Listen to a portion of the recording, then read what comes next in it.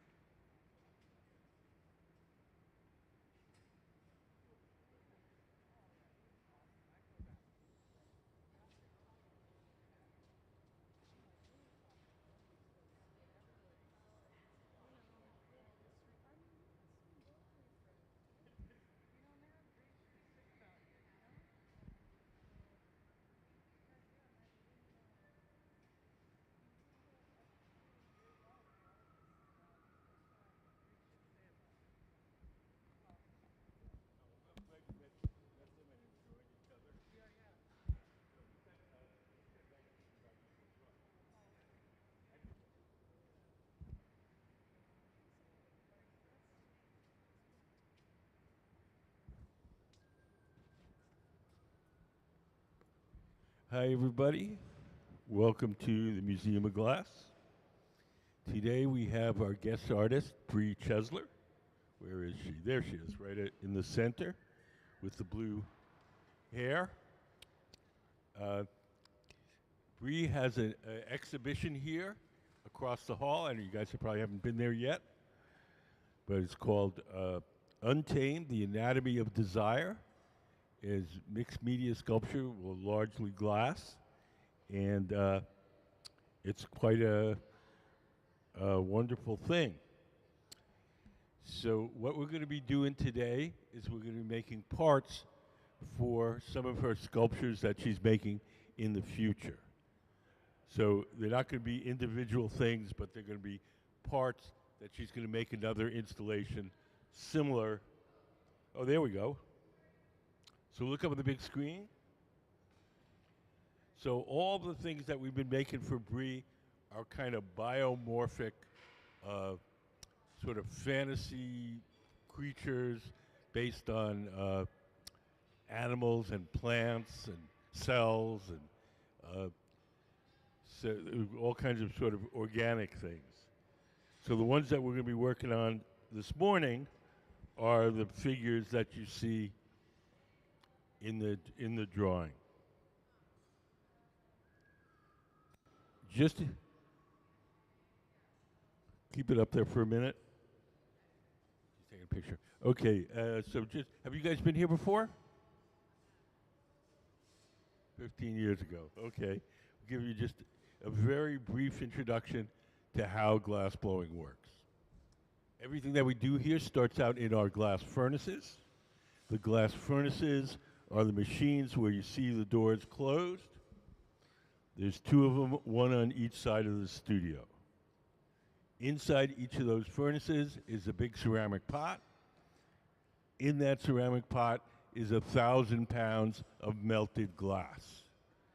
We keep the melted glass at 2,100 degrees Fahrenheit, which is 1150 Celsius. And at that temperature, the glass has the consistency of honey. So if you can imagine a giant crock pot full of honey, that's what our furnace is like. If you look up on the big screen, we have a little diagram. That's what the furnaces look like inside. When we want to get the glass out to make stuff, we take these steel pipes called blowpipes. You'll see those shortly. And we dip them into the melted glass like you're dipping into a big jar of honey. We dip them in, twirl them around. A little bit of glass sticks to the end of the pipe. The pipe itself is hollow, so when you blow, a ball of glass goes up like a balloon. If you want to make something larger, we dip it in, blow a bubble, let it harden. Then we dip it in a second time or a third time, and we just keep building up the glass in layers. All the glass that's in those furnaces is clear glass. It has no color. We buy our colored glass separately, and we want to make a colored object. We blow a bubble of clear glass from the furnace, and then we coat that bubble with the colored glass. We have a little video. We'll show you how that's done. Can we play color overlay? The color in glass comes from adding various materials to the mixture of raw ingredients called batch. Most of the colorants are compounds containing some kind of metal. For example, adding cobalt to clear glass creates a deep blue. Tin and antimony can be used to create white glass, and gold chloride can produce a rich red or pink colored glass. Colored glass is melted in furnaces, just like clear glass, and then is usually rolled into bars for storage and easy application. In order to apply color bar to a bubble, we first need to preheat the color to approximately 950 or 1000 degrees Fahrenheit in a color oven or garage. Once warm, the color is then picked up on the end of a punty rod using a little bit of clear glass as a support. The color is then heated in the 2300 degree glory hole to soften it and make it malleable, while another artist creates a small bubble of clear glass on a blowpipe. Once warm, the color is dropped over the clear bubble, and then using a variety of hand tools or the steel marver, the color is rolled back over the clear in an even layer. This process is called dropping color, or creating a color overlay. Depending on the project, that bubble is then usually gathered over with clear glass and blown into the final form.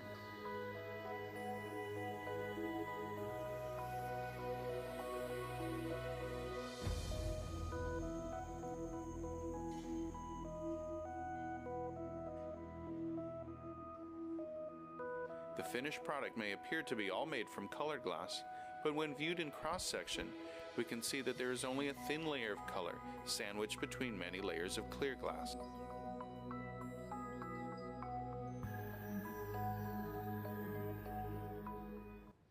So the reason that we color the glass in that manner is so that we can have any color we want, anytime we want. If we filled our furnace with blue glass, we could only make blue things. If we want to make a red thing, then a blue thing, then a green thing, we coat each bubble individually. Now in that video, it showed you that you coloring the glass with bars of colored glass called color bar. But for these projects, we're also going to use little chips of glass called frit, and we're going to use powdered colored glass. But it'll all be the same manner. We'll blow a little bubble of clear, and then we'll coat it with whatever color we want the object to be. Do you have any questions so far? Glass blowing is a team sport. Bri is the woman with the blue hair at the center of the workshop. And we have a team supporting her. We have Nick Davis over on the right. Sarah Gilbert over on the left. Eden Gibbons in the orange shirt.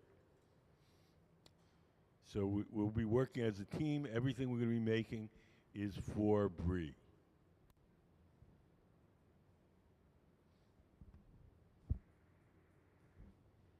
Does anybody have any questions so far?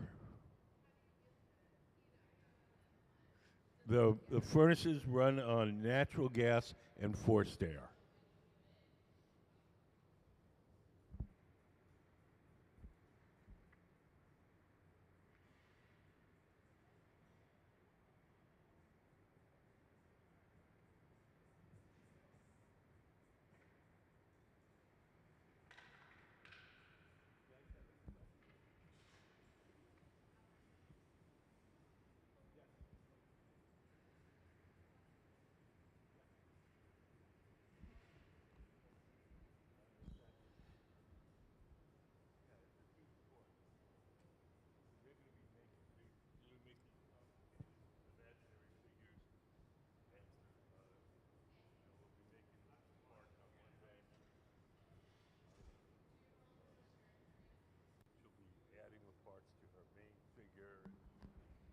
Can we put the, yeah. They're all glass bar. Well, everybody except for the young woman in the orange shirt, she's our intern. The rest of them are all professional glass blowers.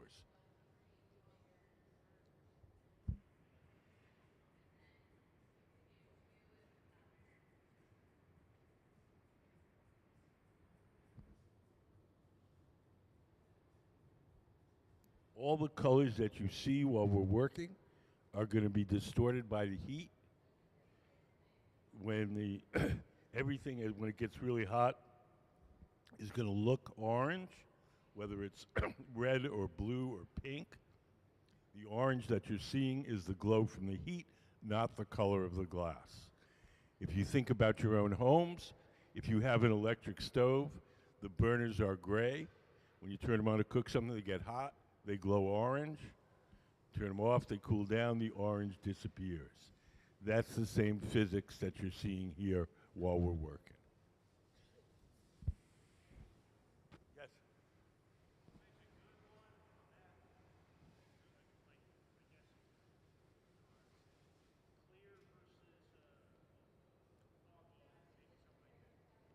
You mean the quality of the glass itself?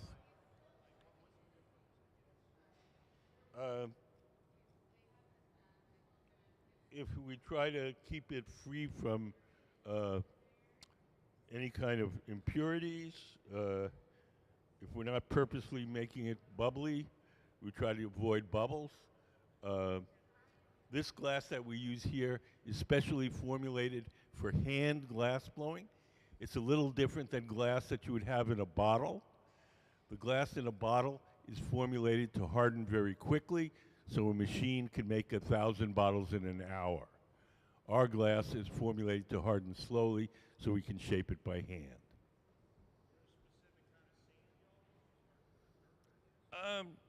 Usually the white silica sand, but any sand anywhere will make glass. You could go to your local beach and take a shovel and get yourself to put some sand in a bucket, and you can make glass with that. If the sand is a little bit on the brown side, it means it contains a little bit of iron, and the iron gives the glass a slight greenish tinge, like an old Coke bottle. They weren't, when they made the old Coke bottles, they weren't very particular about their sand, so they used sand that had, that had a little bit of an iron content, and that's what gives that the slight greenish tinge.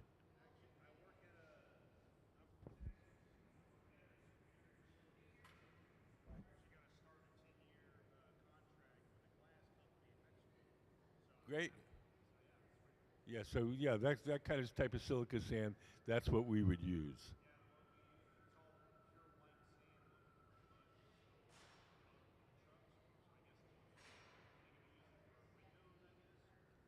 Yeah, so windows are not super fussy because, like, when you break a piece of window glass, if you look at the edge, it has like a greenish tinge.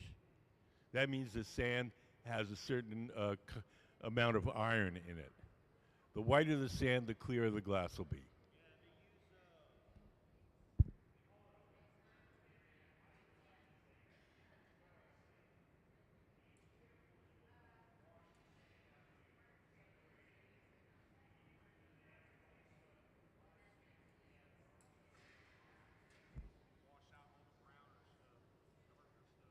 Mm-hmm. Oh, that's interesting. That's interesting, yeah. And the brown stuff will make glass, it'll just have a slight greenish tinge.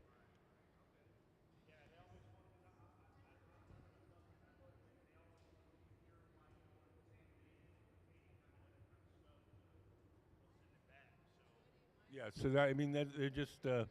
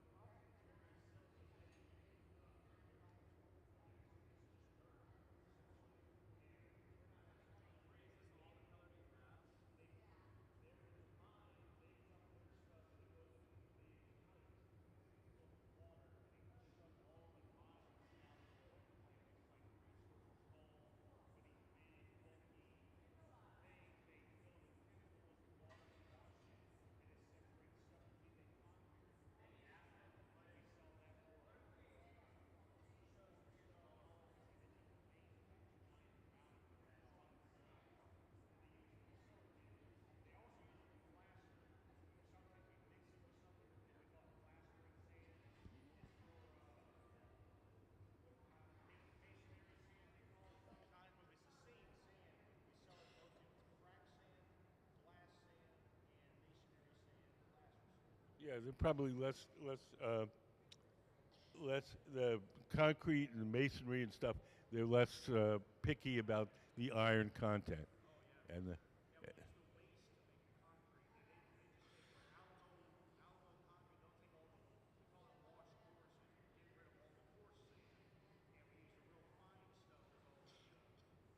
for the glass. Yeah, cool. That's interesting.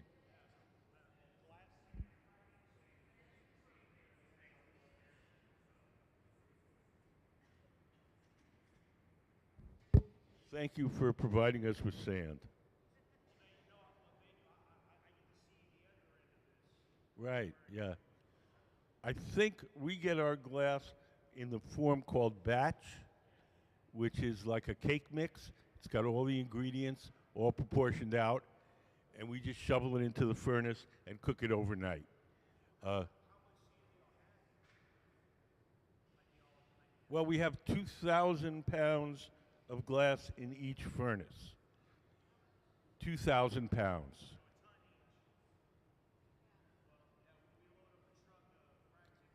But the sand is probably somewhere between 60 and 70% of the glass.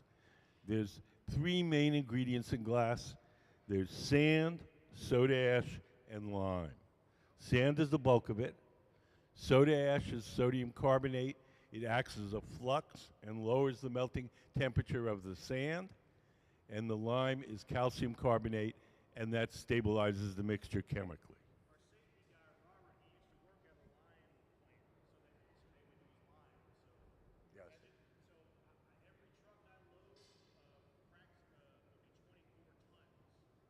Wow.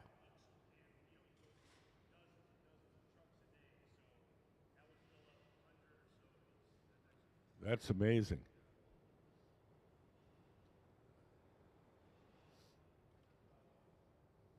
So we have two furnaces here. So usually one of them, the glass is all cooked up and ready to use. The other one, we're cooking glass in. And we go we empty the full one, then we cook glass in that one, and use the one that's already cooked.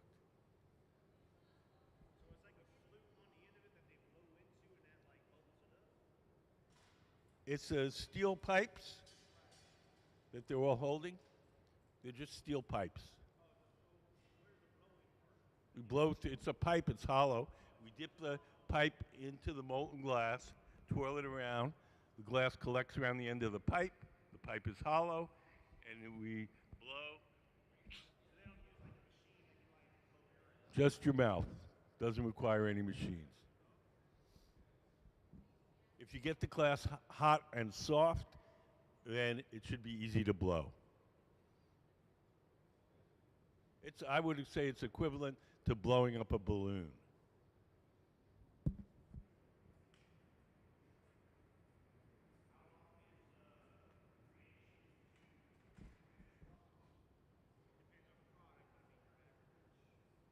Or it depends what you're making. If we make a Christmas ornament, that takes about 3 minutes. If we make a wine glass, that's maybe 20 minutes. If we make some complicated sculptures, they could take all day just to make one.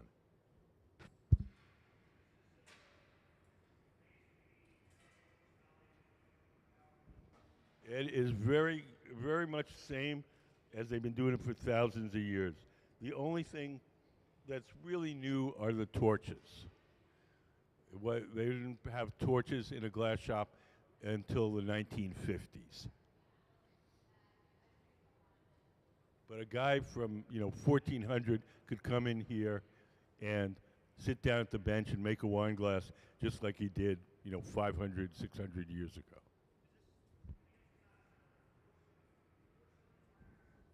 Porcelain is sort of kind of halfway between clay and glass. Yep. Walter. Nice to meet you.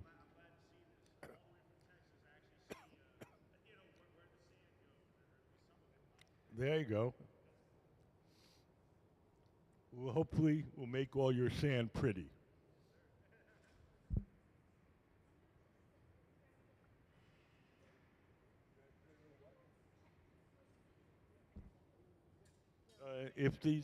Take care. If the glass blowers are uncomfortable, they'll put on a glove or a sleeve on their arm. We have an excellent safety record. We've had one trip to the emergency room in 22 years, and that was somebody slipping and falling. It wasn't a glass-related thing. So don't worry about these guys.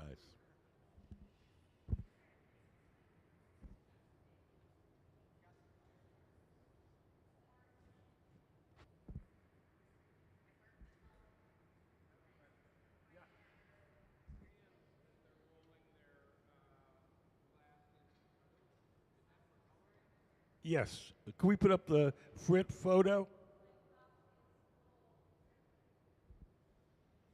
Show you there.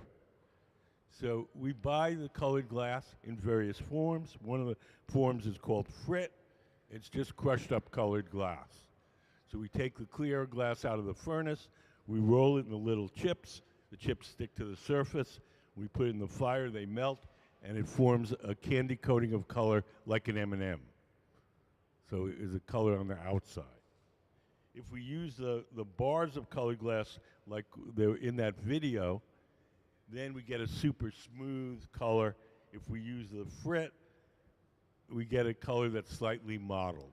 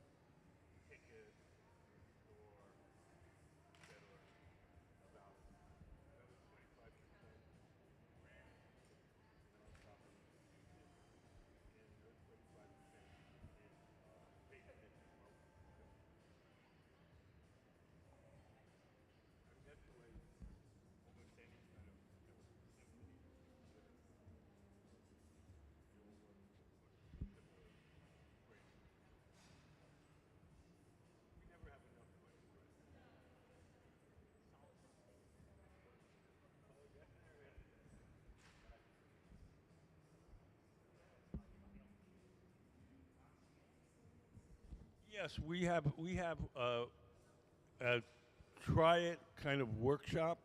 It's not really a class. We don't have any classes for the general public, so it's not a place where you go to actually learn glass blowing. But if you wanted to try it, we have some students from the local high school glass program who walk you through making a simple object. Yes, it'll be done here. It's done on one weekend a month, and you can go to Ticket Desk or look at our website, and they'll tell you when that's happening.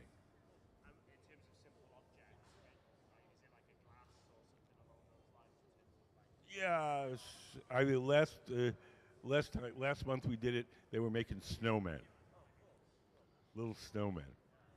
In the spring, we'll probably make Easter eggs, um, things like that. Christmas ornaments.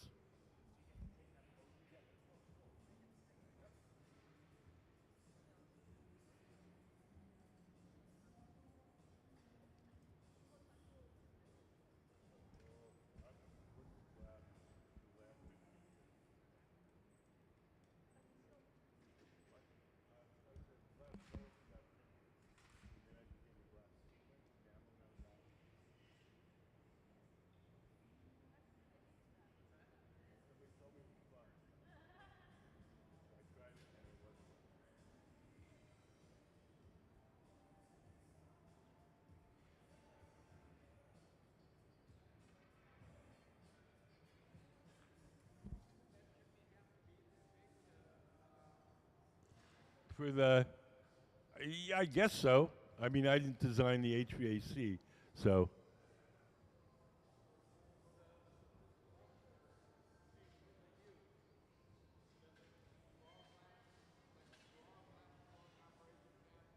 No, no, no. There's three reasons why the building is in this shape.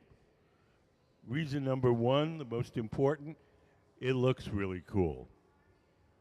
Reason number two, the building is designed to act like a giant chimney. So the whole building is essentially a chimney. So there's a natural updraft to take the heat and smoke away from the furnaces. Reason number three is historical. Along this waterway, before the museum was here, there were a number of sawmills. The sawmills had big cone-shaped metal outbuildings where they burned the waste wood from the sawmills for power. When the architect saw old antique pictures of this waterway, he saw these cone-shaped metal buildings, and that's what gave him the idea to make the building in this shape.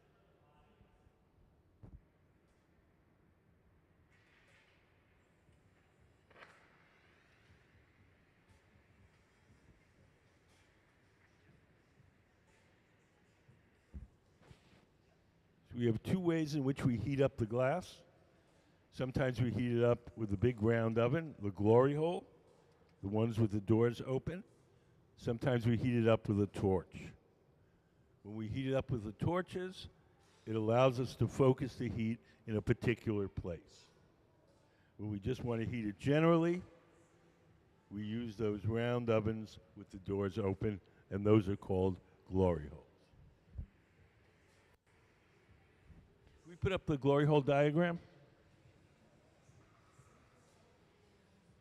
So there's no glass in the glory holes. It's just a brick barrel with a gas burner in the side, and it's in a hot chamber. We stick the glass in there for a minute or two. It gets hot, it gets soft, and then we bring it back to the workbench and shape it.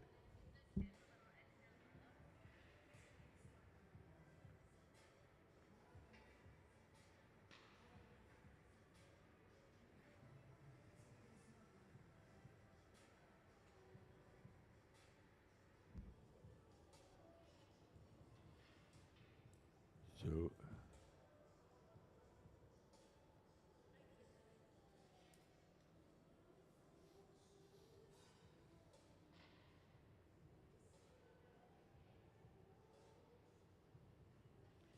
each time we heat up the glass in the glory hole, it only stays soft for a little while. So we do whatever shaping or blowing we can while it's hot and soft, and then we return to the glory hole and heat it up again.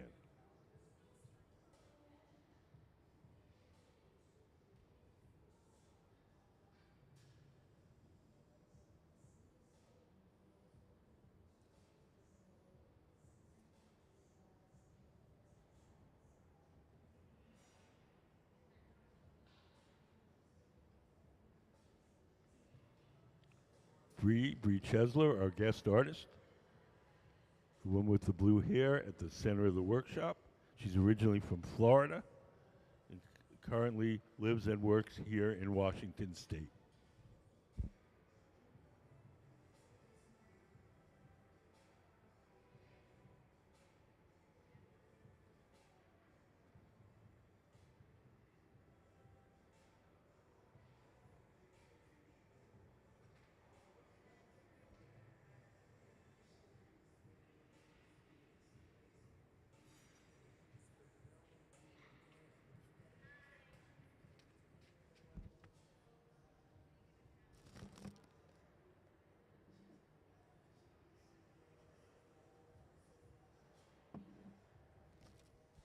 We put up Bri's drawing.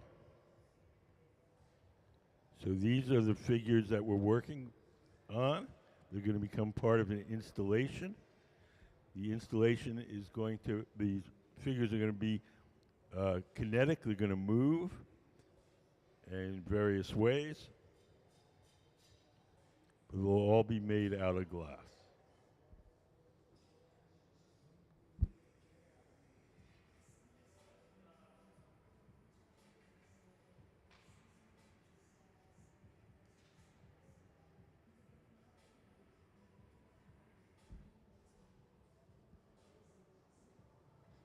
Thank you.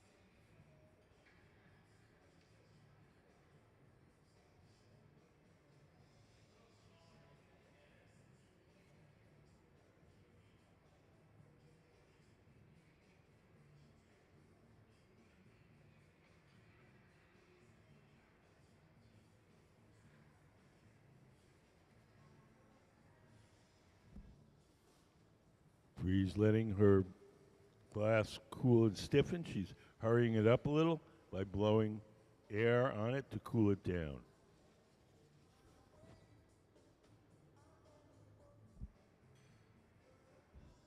Going to coat that bubble with more clear glass.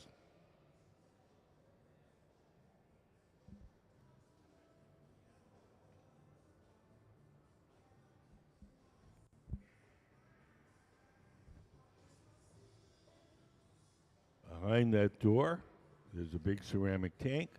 In that ceramic tank is 1,000 pounds of melted glass.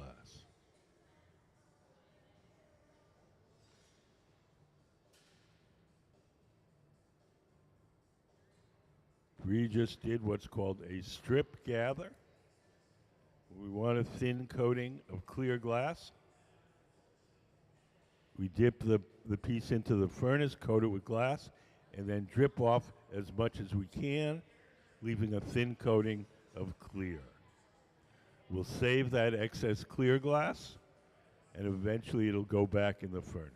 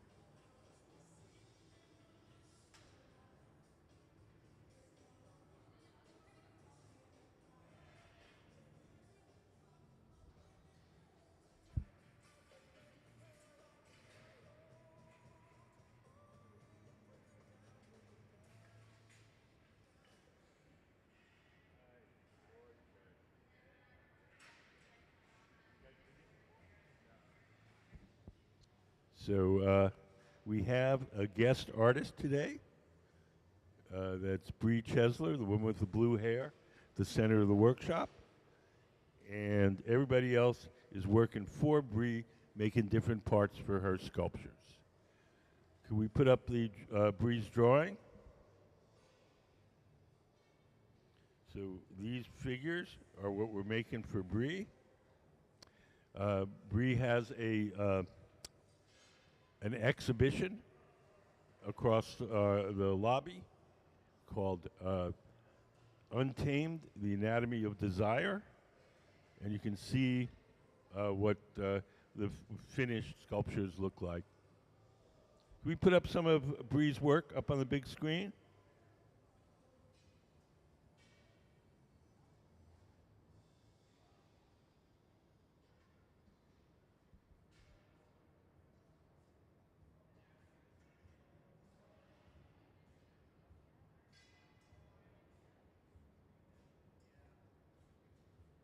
So they're pretty wild.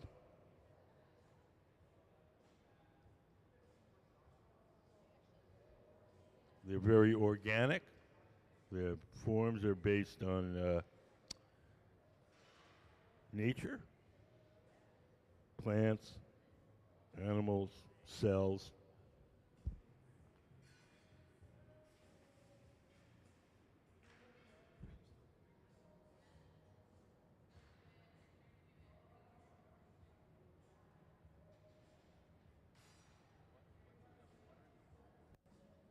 Those are called frit. Can we put up the frit photo? So if you look up on the big screen, it's crushed colored glass. We call it frit, F-R-I-T. So we take all the glass in the furnaces is clear, has no color. So we get clear glass out of the furnace, and for this project, we're rolling it in the frit, and then putting it back in the fire and melting it and getting a layer of color on the outside.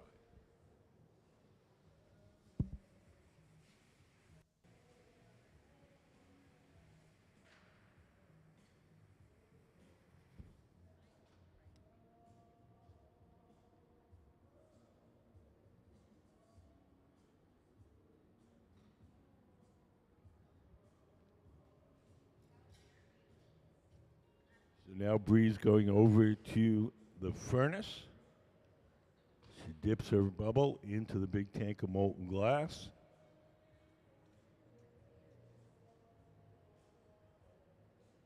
The glass that she coated it with is clear glass.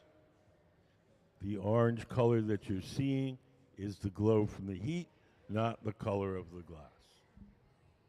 So it's going to look like we're making a lot of orange things, but the orange is the glow from the heat.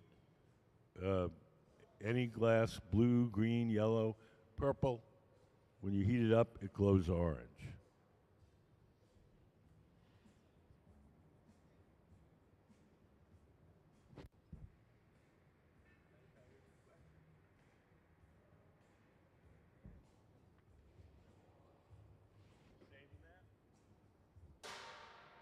We put it in our recycling bin. So yes, any clear waste that we have, we can recycle. We don't have a good way of recycling our colored waste, but the clear, we collect it, we'll wash it, bust it up, and then eventually it'll go back in the furnace. There's the glass furnaces are the ones with the doors closed. Can we put up the glass furnace diagram? So those contain the big tanks of molten glass. That's what it looks like inside. Each one has a ceramic pot. In that ceramic pot is 1,000 pounds of melted glass. The glory holes, the round ovens with the doors open, those have no glass in them. They're just a hot chamber for heating and softening the glass while we're working. All the glory holes are the same. All the furnaces are the same.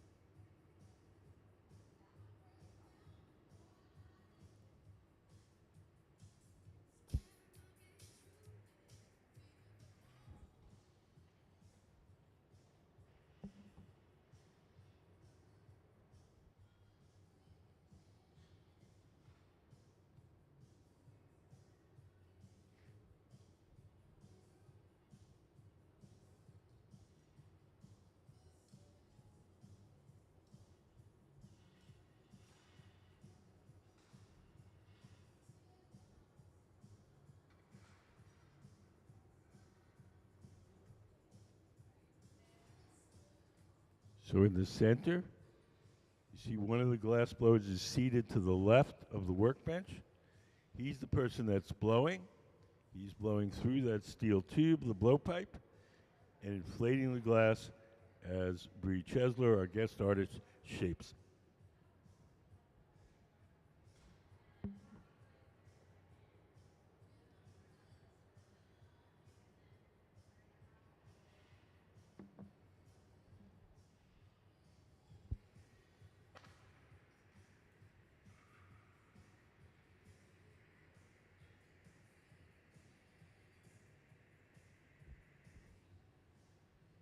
Bri's using a torch to soften part of the glass that she wants to shape.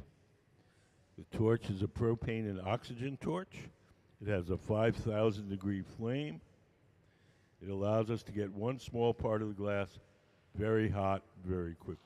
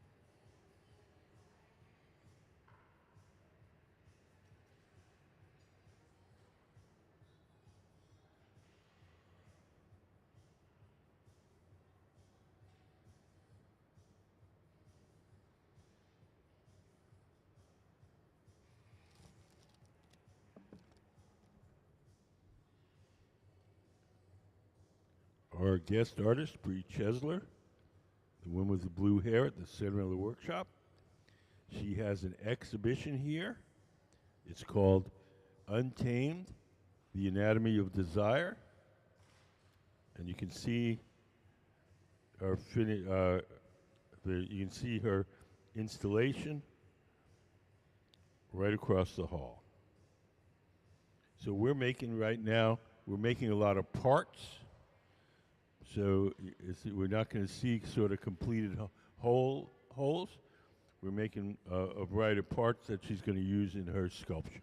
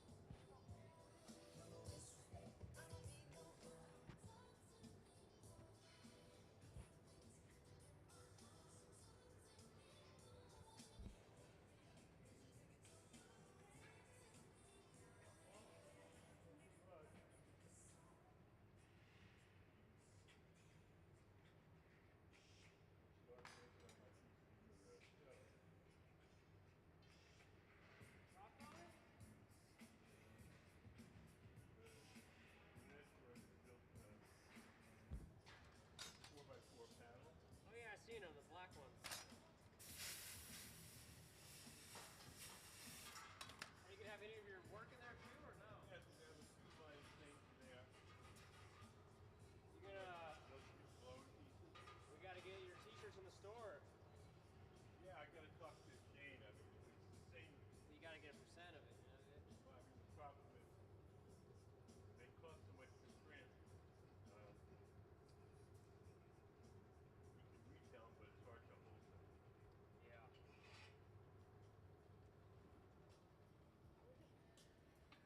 Tell them how much you want for sure. You know what I mean? Well, but I mean, it would just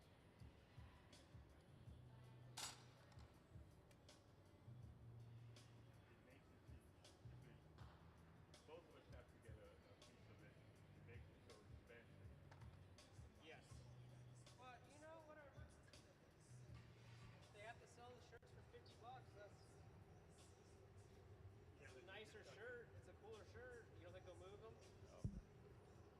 I don't know. I mean, Shane has more experience. I'm fairly ignorant with what retail markets will. And the other thing is, if we made him $50, and over the course, and he sells, 30 of them over the course of the show, it's like, it's almost why bother. True.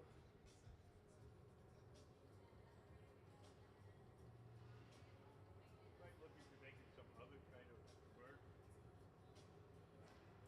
Yeah, maybe you just design one, a new one, and then it gets sell, and then they pay you outright. I don't know. It's just the printing process. Most t-shirts are solid blocks of color, no shading. So they can be so green, and that can be done with a t-shirt. But I wanted to preserve the quality of the drawing, Yeah. so it has to be special attention.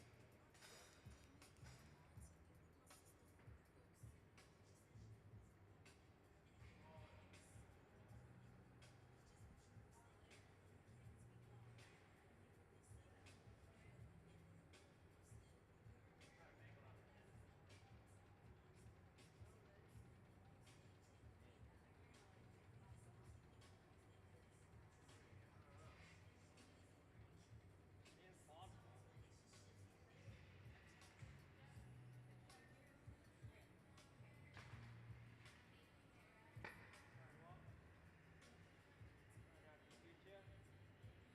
Never burn anybody by accident. No, only on purpose. You're gonna do it right.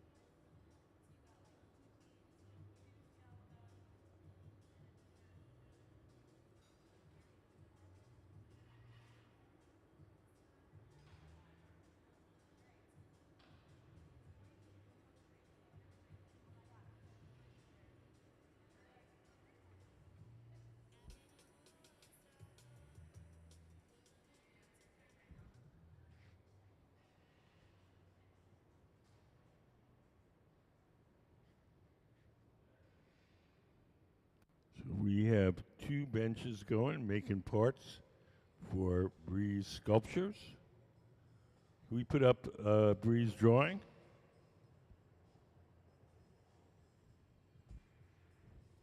So these are the figures that we're going to be making for her. You can see all the kind of red or orangey additions That's what they're making over on that bench over there.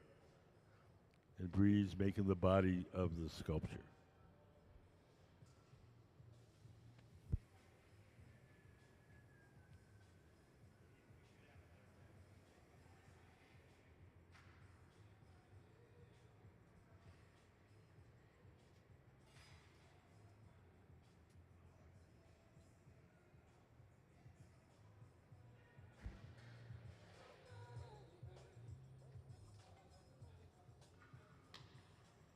Hi, how are you guys?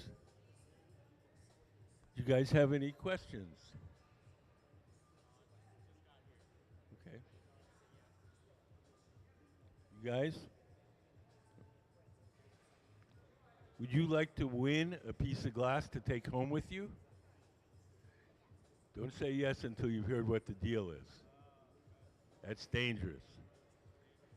So here's the deal. You tell me a subject that you like in school. I'll ask you a question about that subject. If you get the question right, you get a piece of glass. Does that sound fair? Tell me a subject you like and what grade you're in. Reading? And what grade are you in? Fifth? Okay, can you name me 3 books and the names of the people that wrote the books? Whoa, whoa, whoa, whoa, whoa, whoa. This is for her, not for you.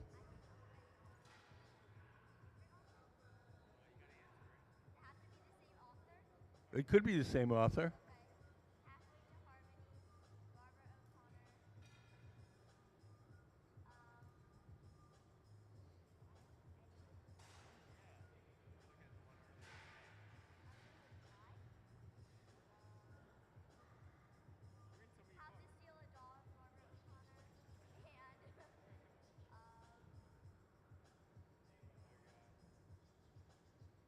One more.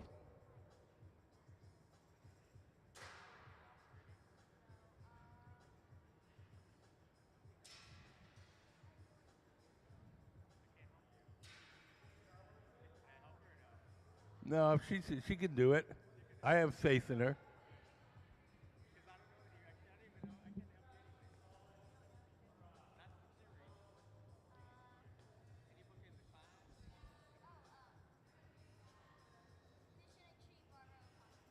Okay.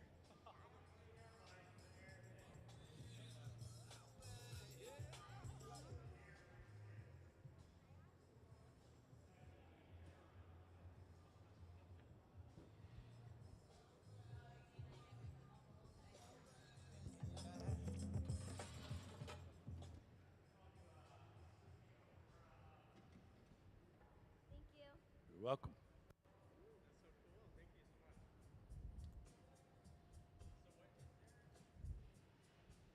You know, the step-by-step process of making what they're making, sort of the different sculptures. Is that is that in the theater? There they go step by step, like what each part of the process is. No. Okay, just wondering. But basically, those steel pipes are called blow pipes. We dip them into the big tanks of molten glass. The molten glass is in the furnaces, the machines with the doors closed. We dip it in, twirl it around. A little bit of glass sticks to the pipe. The pipe is hollow, and when you blow, it blows up like a balloon. And then it only stays soft for a little while, so we have those round ovens called glory holes. We stick in there for a minute, it gets soft again, and then we can do more shaping. We shape it with tools because it's too hot to touch.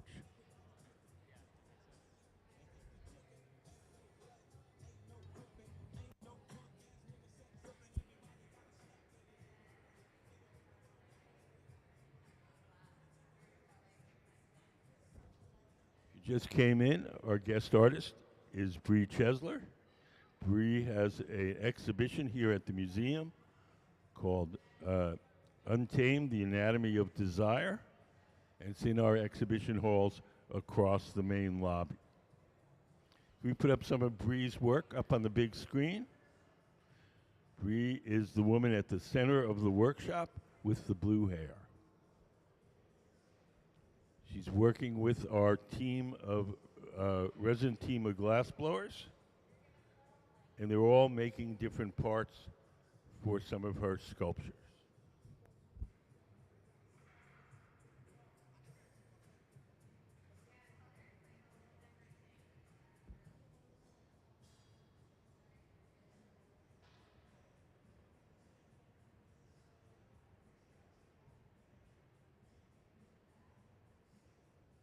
You want to get a good look at the finished sculptures? Just walk across the lobby and go into her exhibition, and you can check out her work.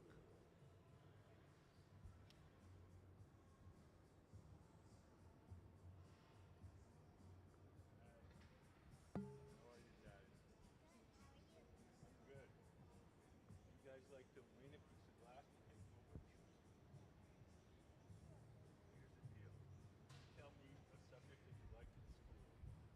I'll ask you a question about that subject. Get the question right, you get a piece of glass.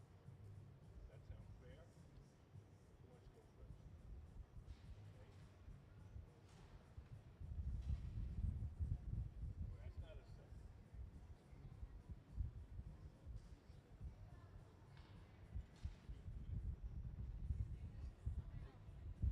What kind of sport? Soccer? Can you name me 3 positions on a soccer team? Okay.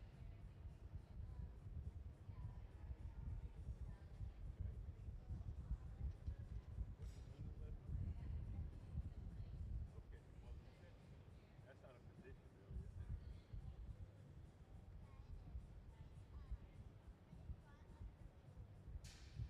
Oh, that's the goalie, right? Or defense. What? Defense is different. I'll take your word for it.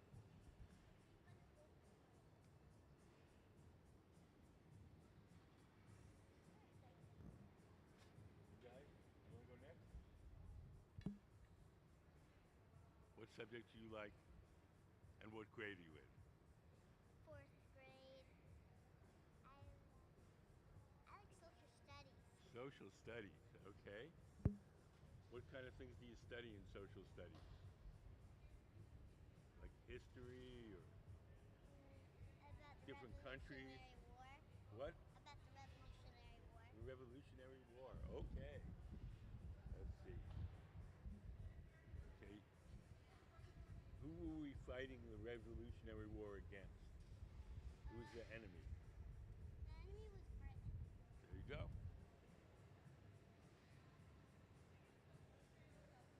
Thank you.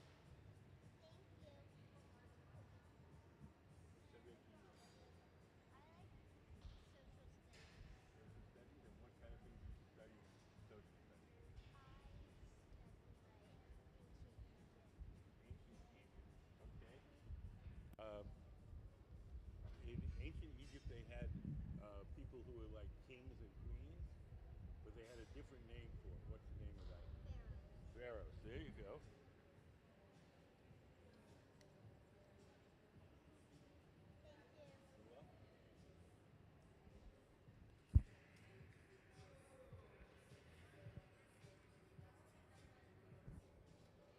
Can we put up the photo of Bri's sculptures that she's making today? So this is a drawing by our guest artist, Bri Chesler. And she's making the bodies of these figures and all the little orange bits they're making over there. And then we're going to stick all the orange bits onto the main bodies.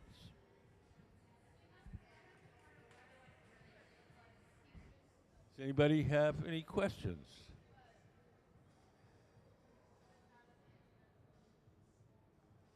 So just to get you started, I'm going to give you just a very brief introduction to how glass blowing works. Everything that we do starts out in our glass furnaces. The glass furnaces are the machines where you see the doors closed. If you look up on the big screen, you'll see a diagram. That's what the furnaces look like inside. In each of the furnaces, there's a big ceramic pot. In that ceramic pot is 1,000 pounds of melted glass. We keep the melted glass at 2,100 degrees Fahrenheit, and at that temperature, the glass has the consistency of honey. It's like a big giant crock pot full of honey. We want to get the glass out to make stuff. We take one of those steel pipes, those are called blow pipes, and we dip it into the melted glass like you're dipping into a big jar of honey. We dip it in, twirl it around, a little bit of glass collects around the end of the pipe. The pipe itself is hollow, so when you blow, the ball of glass blows up like a balloon. If you want to make something larger, we dip it in, blow a bubble, let it harden, then we dip it in and put another layer of clear glass around it. And we just repeat that process till we have all the glass we need to make whatever we're making. For this project, we're using frit. Frit is just crushed colored glass. You'll see a bunch of stainless steel bowls on the tables. They're full of this frit, this crushed colored glass. We'll take the clear glass from the furnace, we'll roll it in the little chips of colored glass, and then we'll put it in the fire, we'll melt them on, and we'll have a coating of colored glass. Can we put up the frit photo?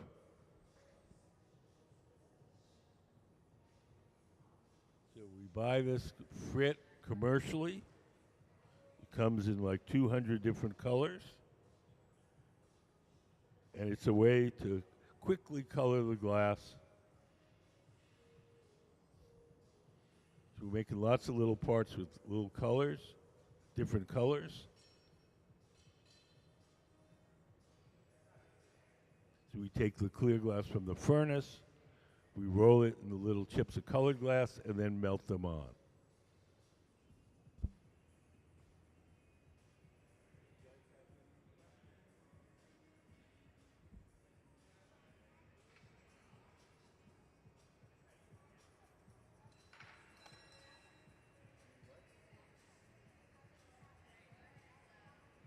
They don't mix. Colored glass doesn't, they don't mix with each other. They're too thick. So when we how do we get the glass off the stick?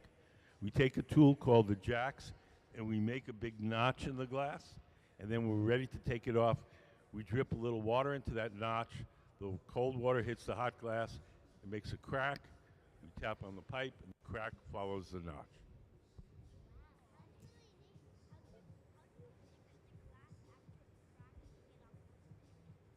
Oh, we take another pipe, we put a little glass on the end of it, we grab it, so when we break it off of this pipe, it's stuck on the other one. And then we take the broken end, we heat it up, and smooth it out.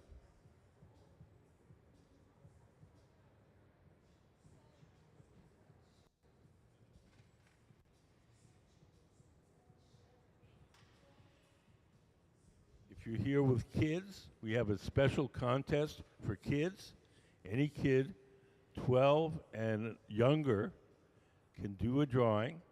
Once a month, we pick one of the drawings and we make whatever you drew out of glass. We make 2 copies, one for you to take home and one for the museum collection. It's a contest, so not every drawing is going to get picked. Could we put up some of the kids' design stills up on the big screen?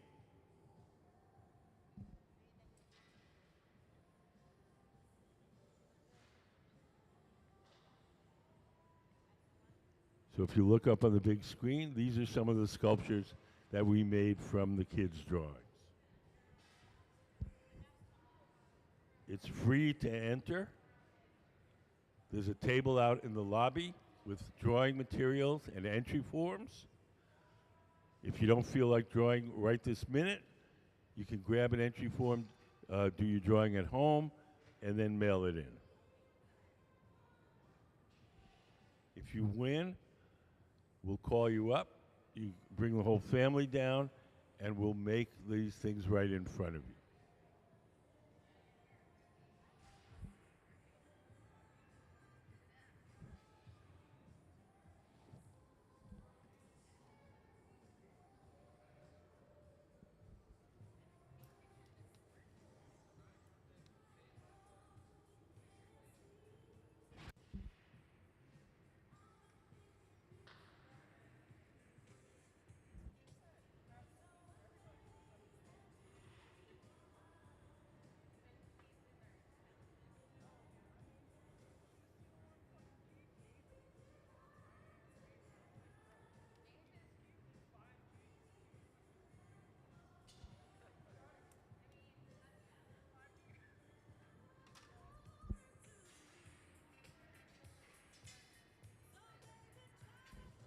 Does anybody have any questions?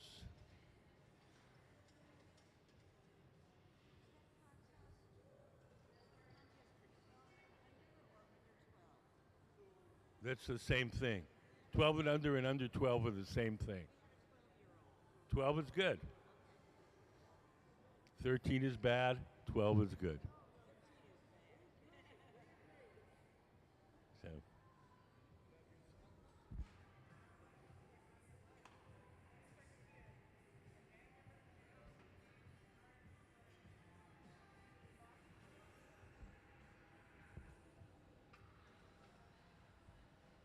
Hi.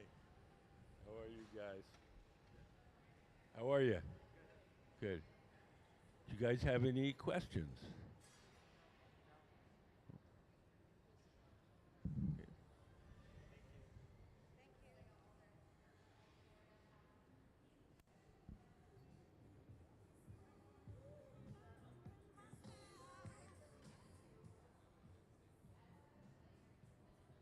So this morning we're making all sorts of parts for our guest artist, Bri Chesler.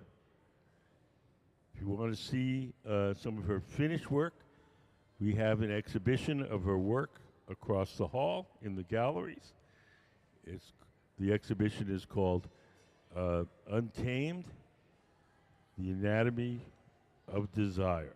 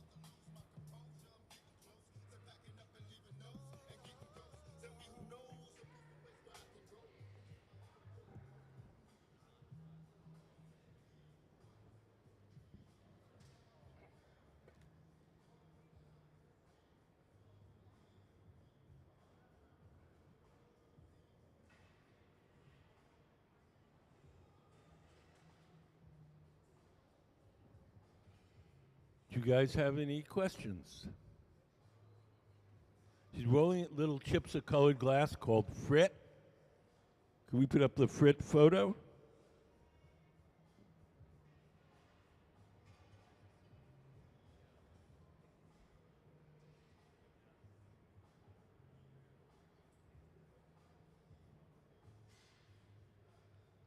Can we put up the frit photo?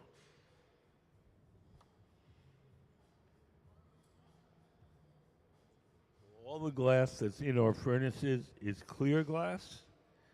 We get some clear glass out of the furnace, then we roll it in these little chips of colored glass called frit, and then we put it back in the fire. The little chips melt, and it coats the bubble with a layer of colored glass.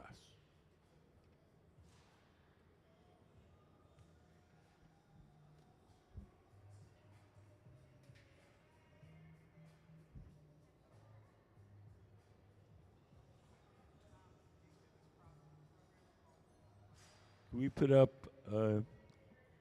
Bri's drawing? So we're making these figures for our guest artist, Bri Chesler. All those little orange protuberances we're making over on the left side, the bench on the far left. And we're making the body parts Bri is making here in the center of the workshop.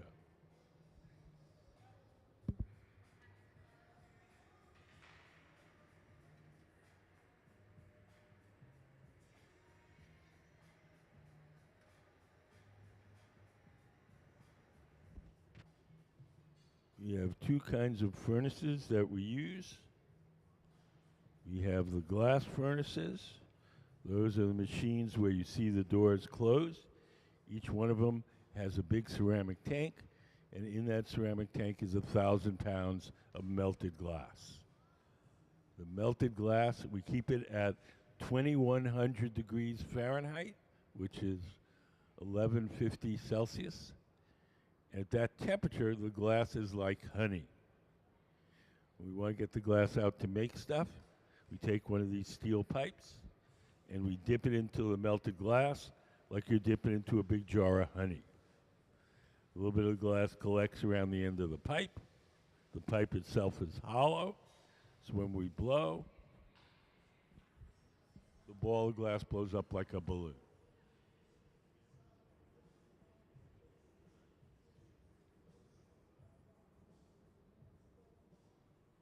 You guys have any questions?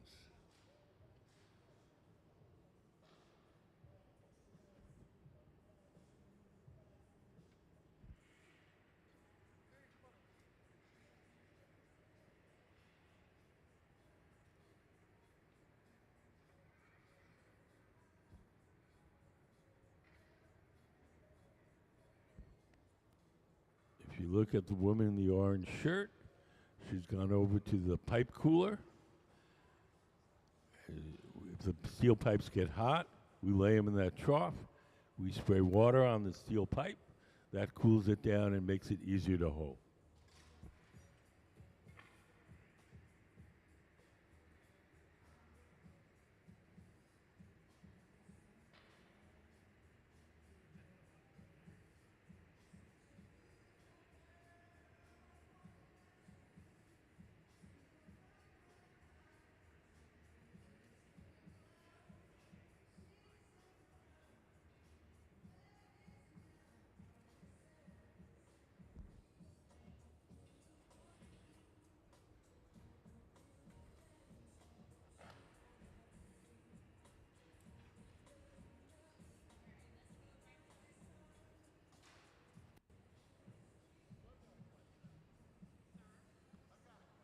Yeah.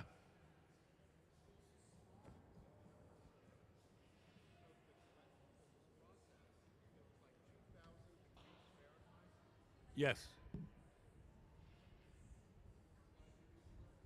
What's your question?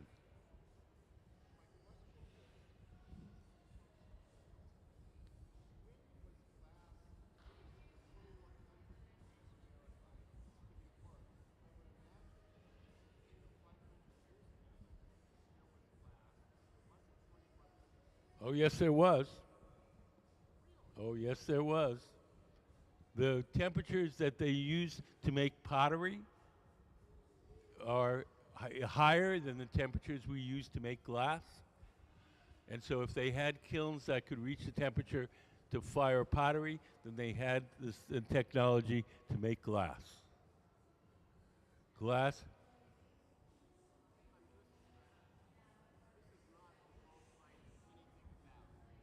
Okay.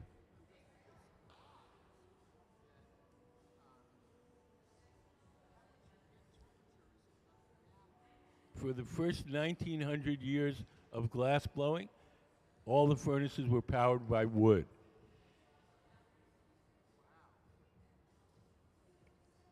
Today we use natural gas, but for most of history, the furnaces ran on wood.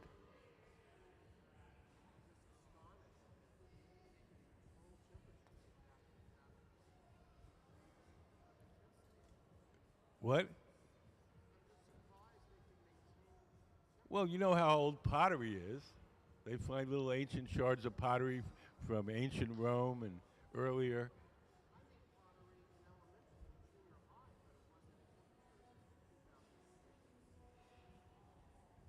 It should have been.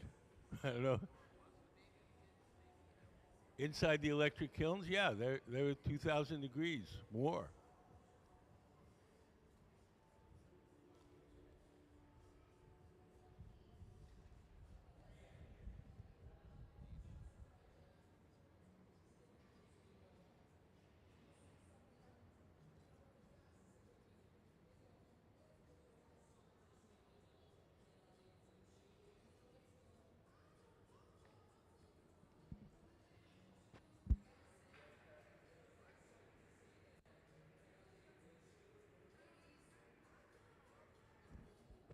How do you know what color it's going to be? Whatever color you start with, that's the color you're going to end up with.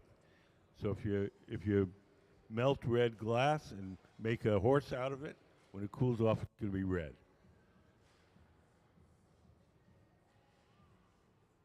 To color the glass itself, most of the things that color glass are metals. Different metals make different colors. You have to color it when you first cook it up from scratch. So there's three main ingredients in glass: sand, soda ash, and lime.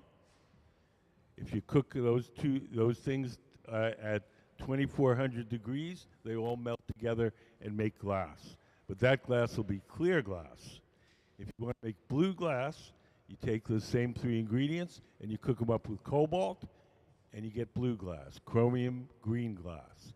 Tin, white glass. A little bit of gold, or ruby red glass.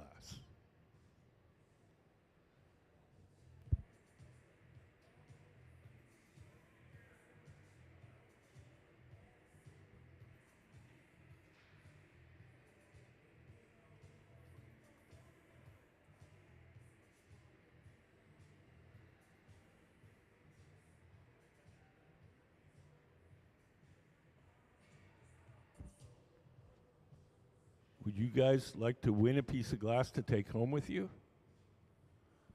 For the kids. Here's the deal. You tell me a subject that you like in school. I'll ask you a question. If you get the question right, you get a piece of glass. Does that sound fair? Who wants to go first? Okay.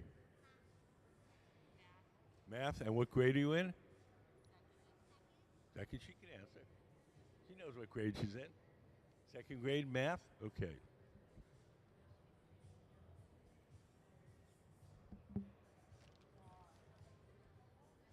We don't know yet.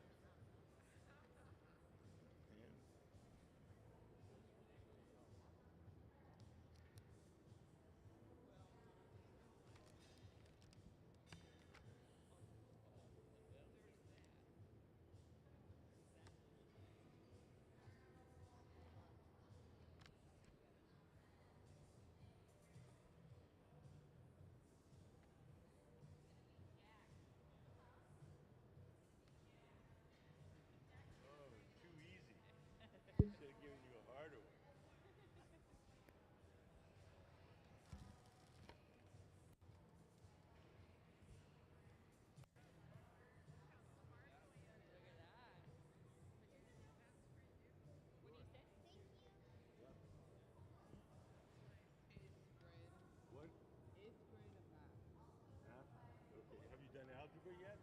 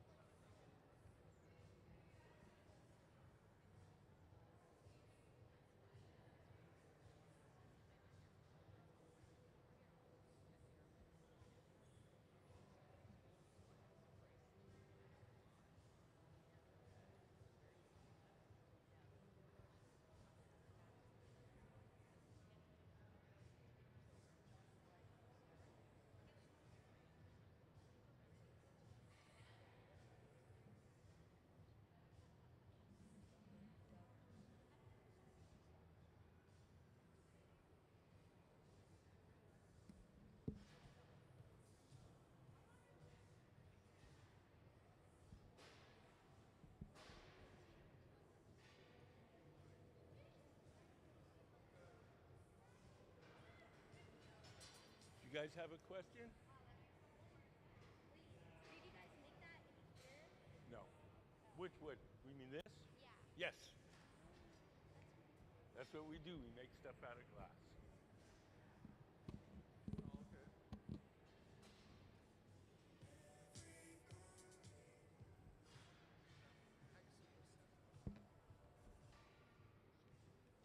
Yes.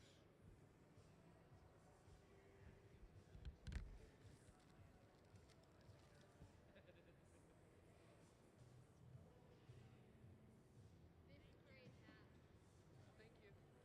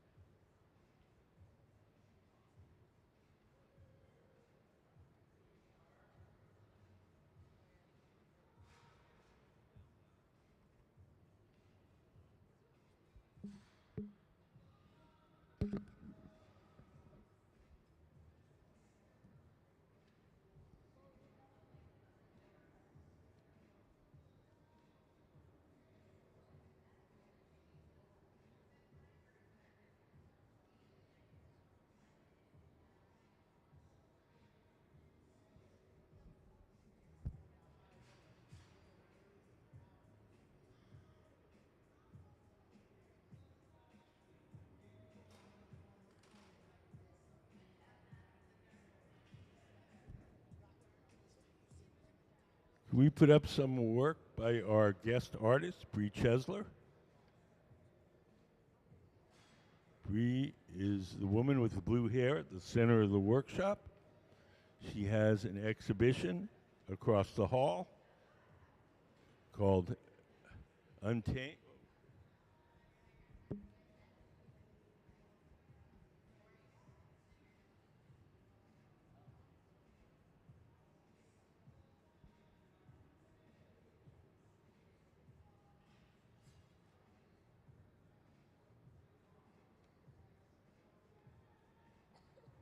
Correct.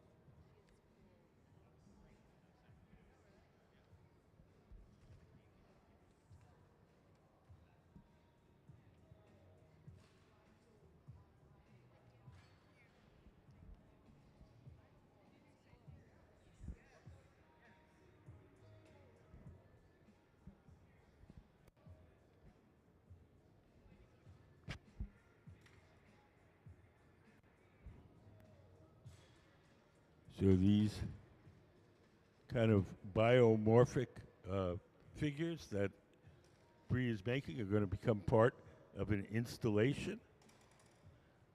And we're making parts for it. So if you want to see some finished examples of Bri's work, just walk across our lobby and you can see her exhibition.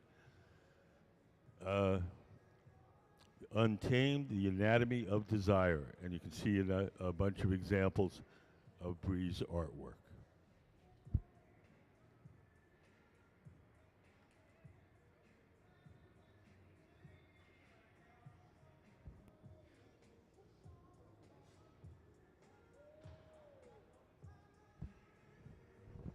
Bri is originally from Florida.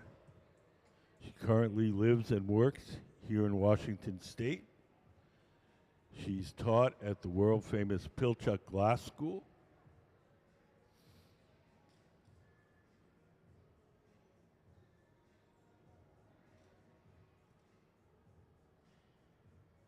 And she's our guest artist this week.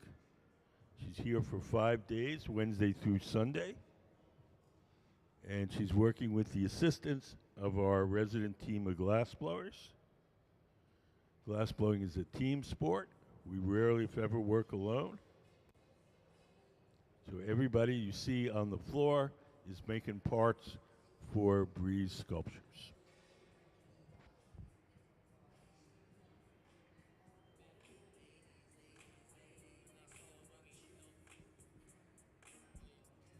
As we finish each part, we're going to place it in this oven over here called the garage.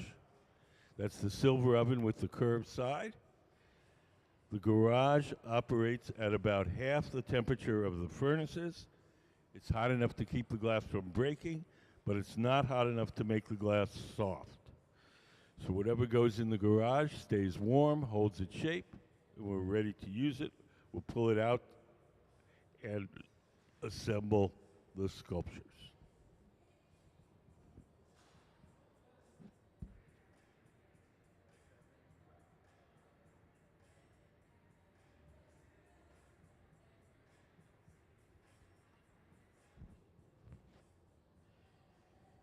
We have two basic kinds of furnaces. We have the glory holes and the glass furnaces. The glass furnaces are the machines where you see the doors closed. Inside each of those furnaces is a big ceramic pot. In that ceramic pot is 1,000 pounds of melted glass. Can we put up the glass furnace diagram? So if you look up on the big screen, you'll see what the furnaces look like inside. We keep the glass at 2,100 degrees Fahrenheit. 2,100 degrees Fahrenheit is as hot as the hottest volcano. So having a glass furnace is kind of like having your own private volcano. The other type of furnace we have is called the glory hole. The glory holes are the round ones with the doors open. There's no glass inside them. They're just a hot chamber for heating and softening the glass as we're working. Each time we heat up the glass, it only stays soft for about a minute or two. We do whatever shaping or blowing we can while it's hot and soft. And when it starts to cool and stiffen a bit, we go back to the glory hole and heat it up again.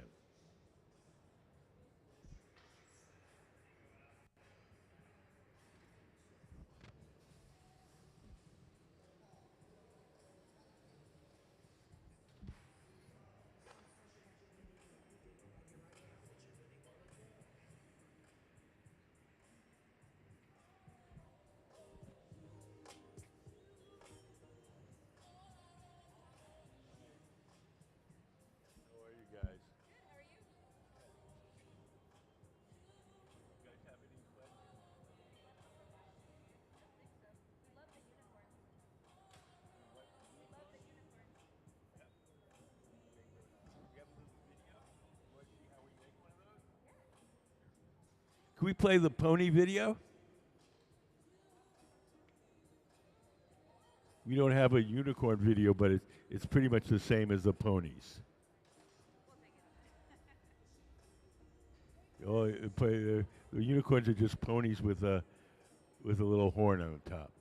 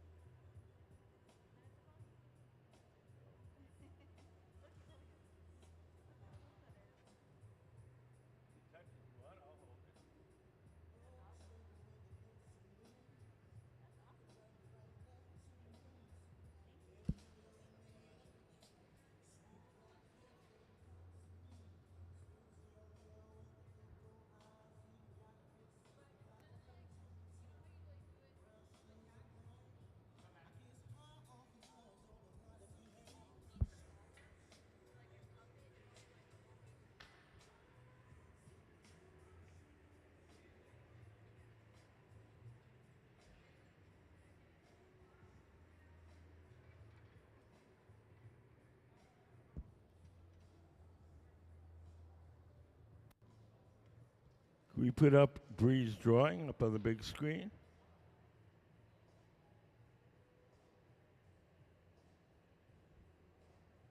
So these are the figures we're making for Bri for her installation. We're making them in parts. We're putting the parts in that silver oven, the garage, keep them warm. And then when we've got enough parts made, we'll start to assemble.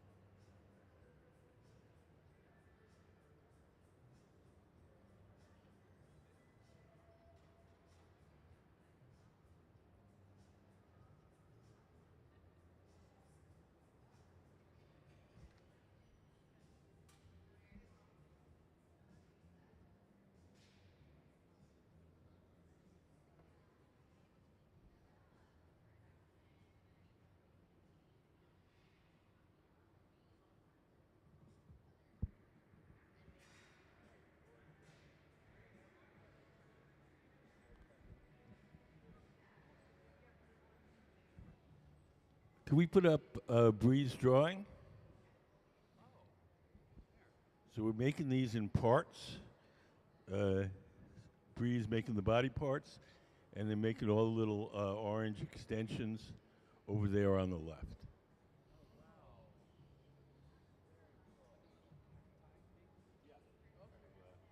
Imaginary creature, animal. They look to me like sort of something you might find at the bottom of the ocean. Anemones or something. And is everyone here part of Bri's staff, or who were the staff? No, they're Museum of glass blowers. So Nick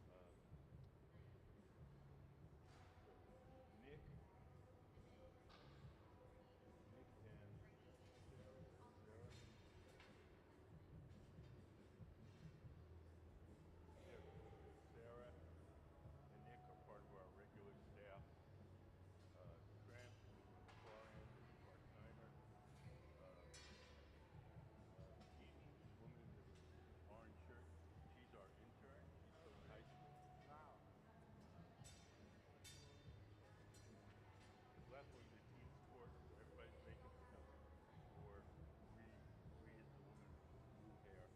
Great. And so you all get to like work on making wildly different things depending on who the artist is. Made rocket ships, sea turtles, musical instruments, Wow. just about everything under the sun. Fancy Venetian goblins. And does the artist get paid to be here and make their work here? They don't pay us, we don't pay them. Oh. They take everything they make except for two pieces, one which goes into our museum collection and one which we sell at our annual. And how long is the residency for her? 5 days. 5 days. But then the materials and stuff you all provide. We provide the clear glass. If they want to use colored glass, they have to buy it. Right. Still, it's a great deal. They get all this help and support. Oh yeah. If you were to rent the studio with about $3,000 a day. Right. Yeah. Right. So you can really knock out a lot of product. That's very cool. I think it's one missing glass, Oh. Not a very big one, not like this, but This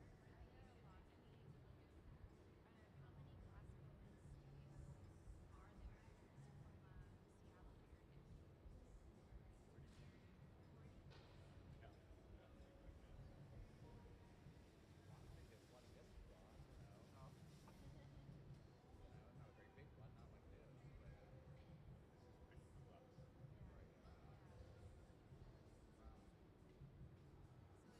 right. Wow. Yeah. I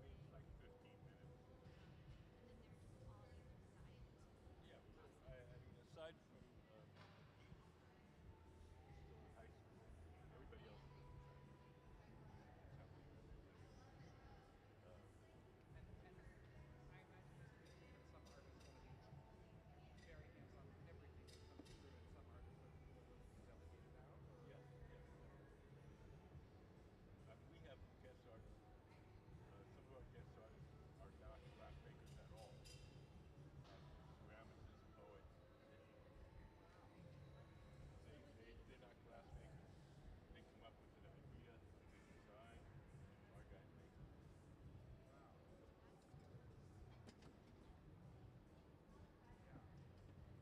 Yeah. We get guest artists from all over the world.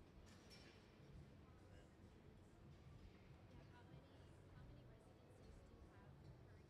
About 30. Well, we do about 30 over a period of a year. And we only take applications for about 4 of them. The rest are invited.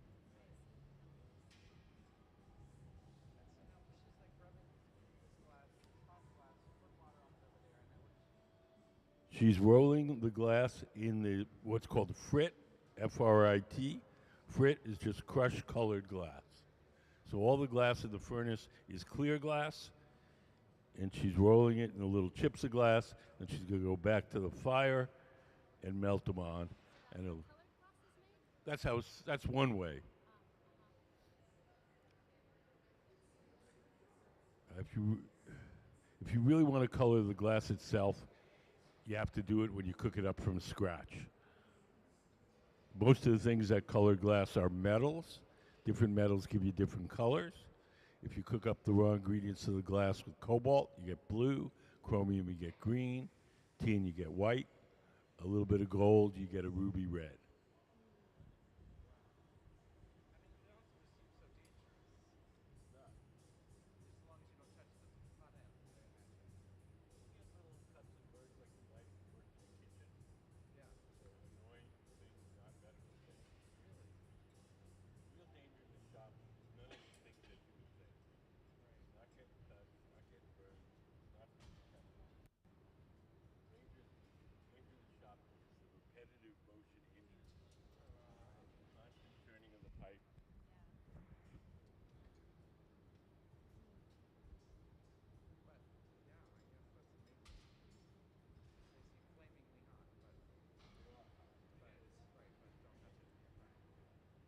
They are hot. but It is. right, but don't touch it. Right. Right. Chef. You know, Ah, I would compare the danger of getting burned without like if it is in the kitchen. right. But you could get very burned, but most of the time, no. Almost never. Right.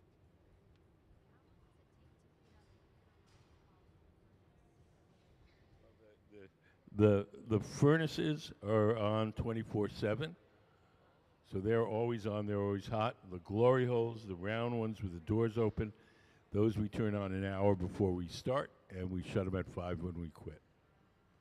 So the furnaces have the big tanks of molten glass.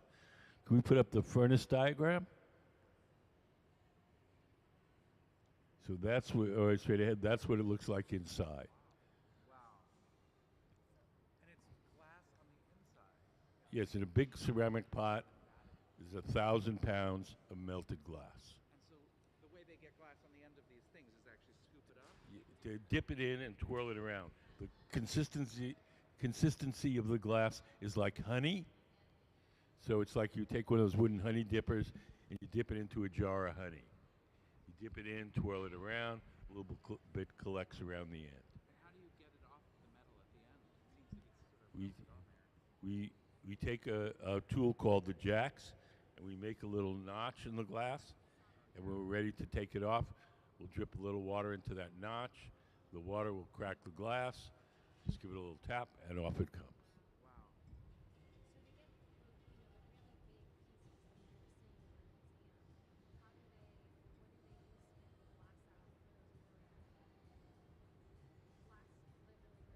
They just, I mean, um,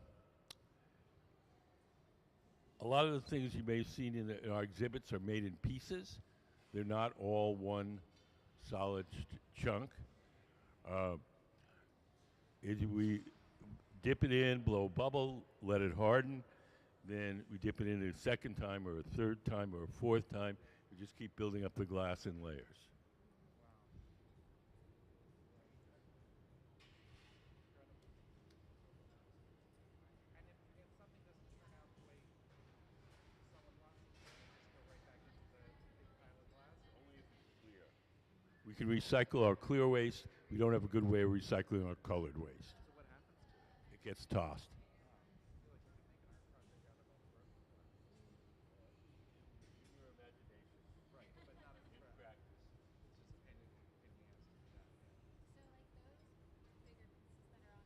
It's just a pain in the ass to do that, yeah.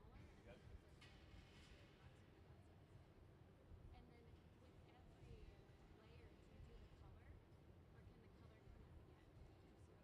Color the ends, middle. Yeah, depends what you affect what.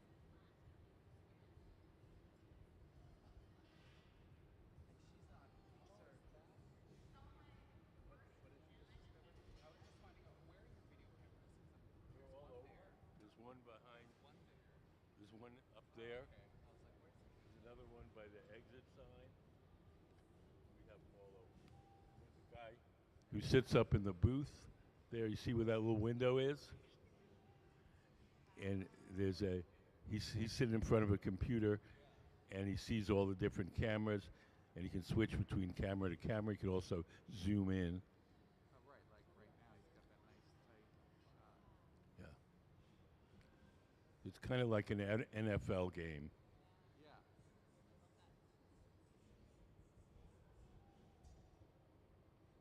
But I see what you're saying about repetitive motion. Also, the weight is way out on the end of that pipe. Yeah. So a lot of making big things, not so much making little things right now, but sometimes you make pieces 30 or 40 pounds glass, and out on the end of the pipe there, it makes a lot of stress on your wrist and elbows. And we noticed some pieces in the museum that look like it's almost like the glass is welded to each other, right? Like there's two pieces connected with solid glass. Is that what that is? Solid. No, it's like if you had two pieces of glass, you got a pot, and you press them against each other, they'd stick. Oh, so you don't, right, you don't, it's not like welding where you add metal that particularly melts together. It's actually just got that. Glass can stick to the glass. Now, sometimes she sprays the glass with something. I forget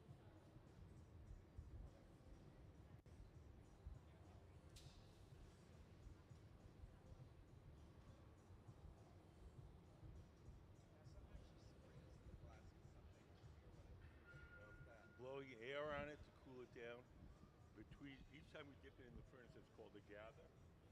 And so between gathers, we let the bubble harden, cool and harden a bit, and then we dip it in.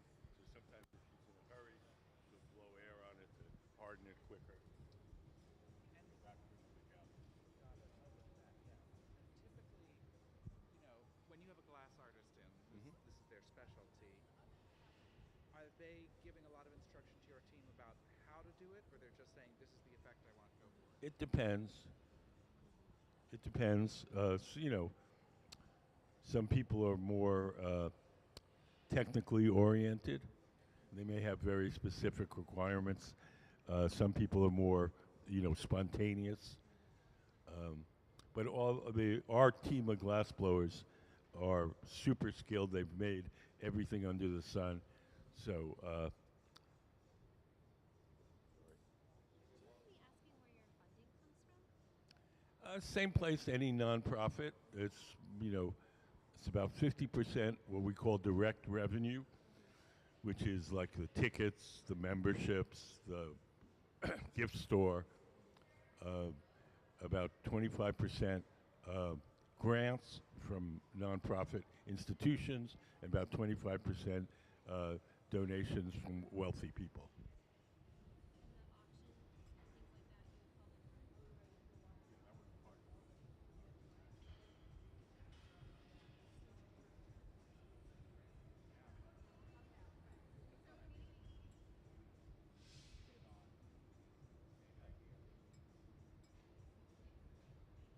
We make stuff for the store. Oh, yeah. And so the team here, when there isn't someone in residence, is just making stuff for the store. Is that Well, we're making all sorts of things. Commissions that we do. We have a contest for kids where we make sculptures from kids' drawings. Can we play the old kids design glass? We have a little video to show you what we did with the kids.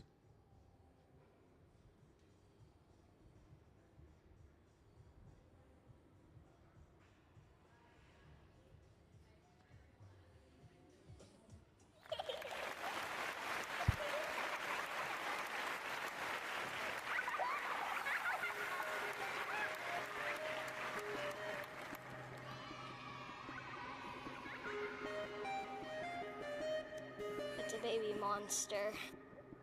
Pip is a baby monster that loves to smile and laugh. Even though he's little and cute, he gives a big cry. Also, Pip loves food, especially bananas. He will eat any speck of food in sight.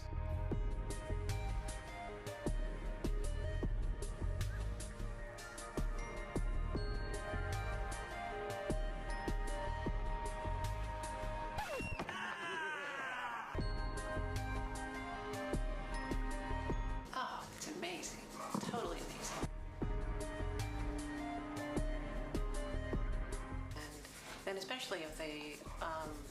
art go traveling around, other kids will see, oh my gosh, I could do that too. You know, it's not just somebody else that, you know, they did it, you know, I couldn't do that. Absolutely not. Anyone can do this. And I think that's what it shows the kids. Maybe not everybody can win. But,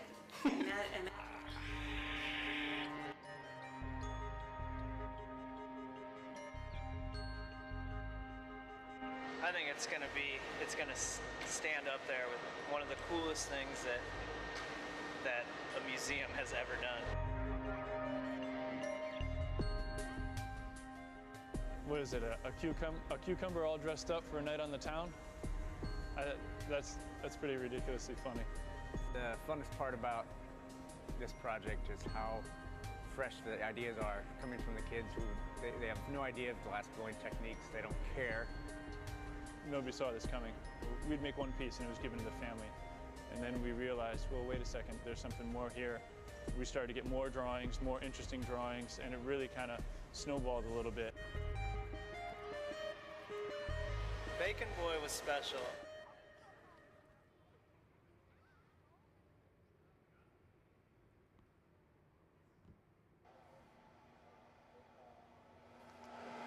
The hat almost looks like a frying pan. Maybe he's wearing Fred.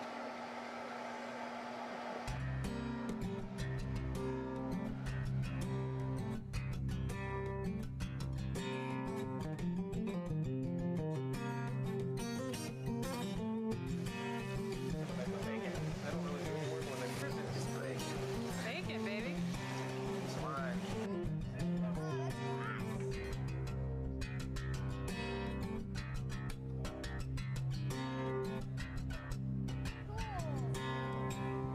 All I see. How's that for his arm? Fingers? Yeah. Yeah.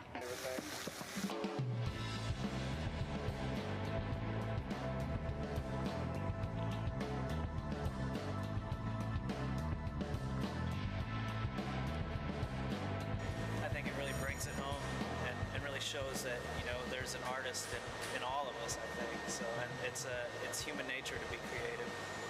So I think we lose that as we get older sometimes, and it's cool to see this pure creative nature that children possess. So I think it's cool to share that with the rest of the world, hopefully. So.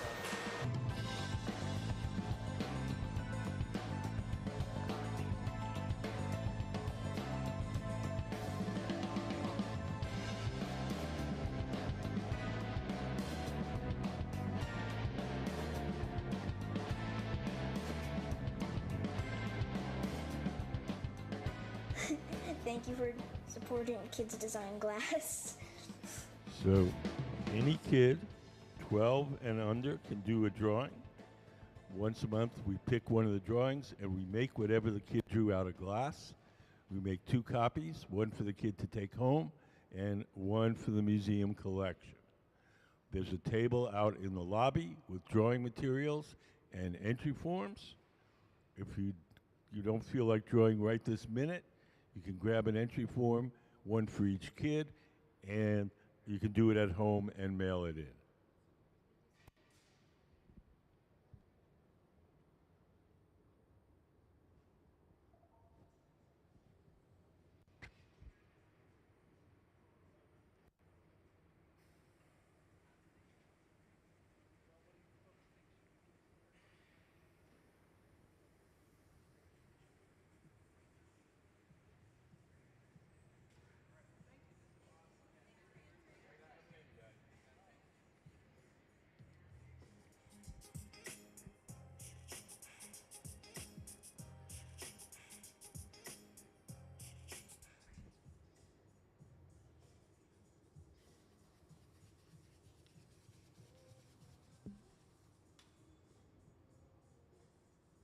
So now in the center, Bri is letting her bubble cool and stiffen a bit.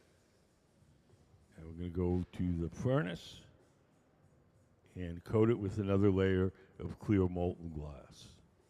Behind that door is 1,000 pounds of clear glass. We dip the bubble in there and coat it. Now Bri's going over to our pipe cooler. If the metal pipes get hot, we just take them to that trough. We spray water on the metal pipes. That cools it down and makes it easier to hold.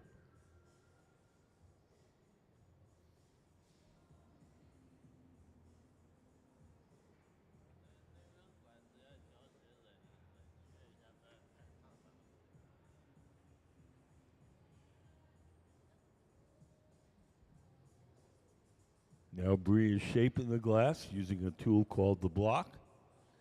The tool is made out of wood. It's stored in a bucket of water. As long as the wood is damp, the tool doesn't burn, it doesn't leave any marks as she shapes the glass.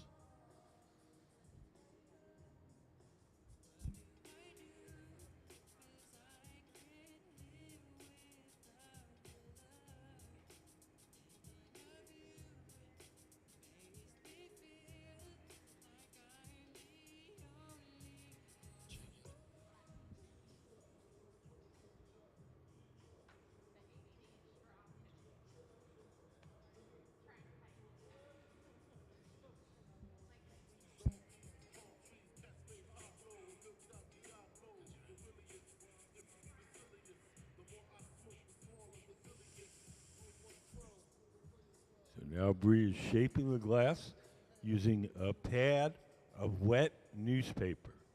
Just everyday ordinary newspaper, folded up a bunch of times and soaked in water. As long as the newspaper is wet, the paper doesn't burn too much, it doesn't leave any marks as we shape the glass.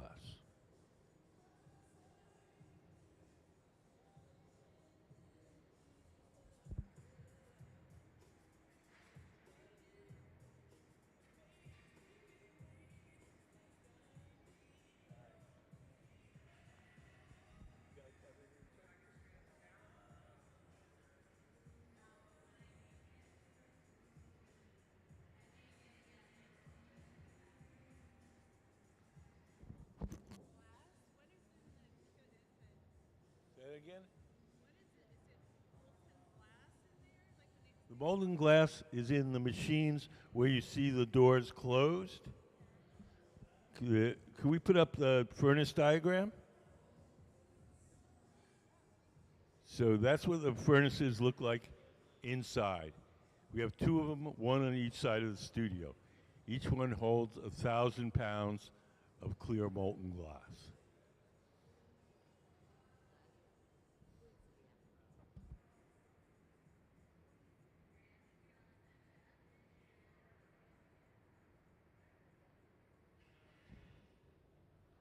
Thank you, Chris.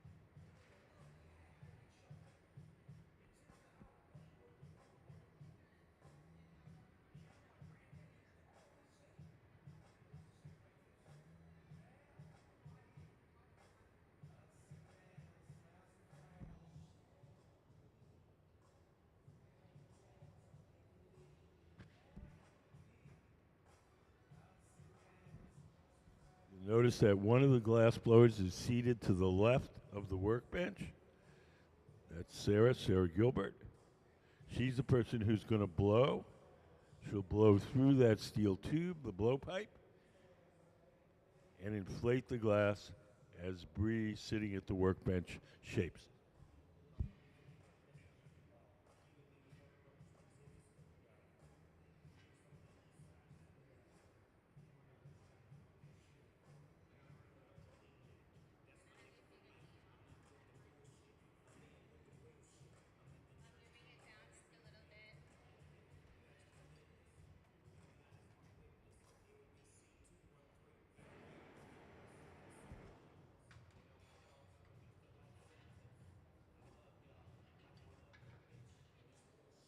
Sarah, standing at the glory hole, the round oven, is heating it up, making the glass soft for Bri.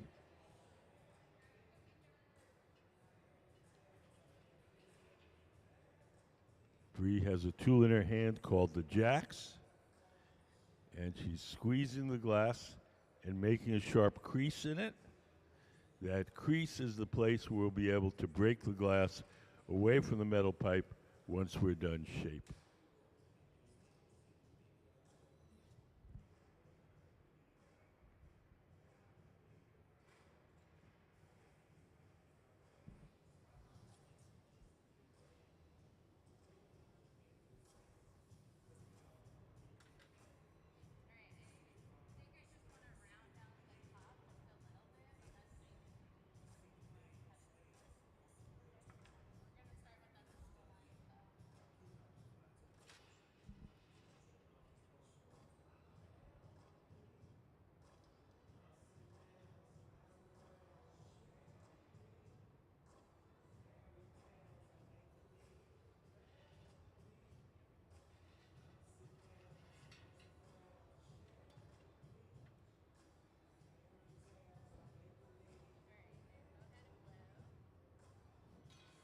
So seated to the left is Nick.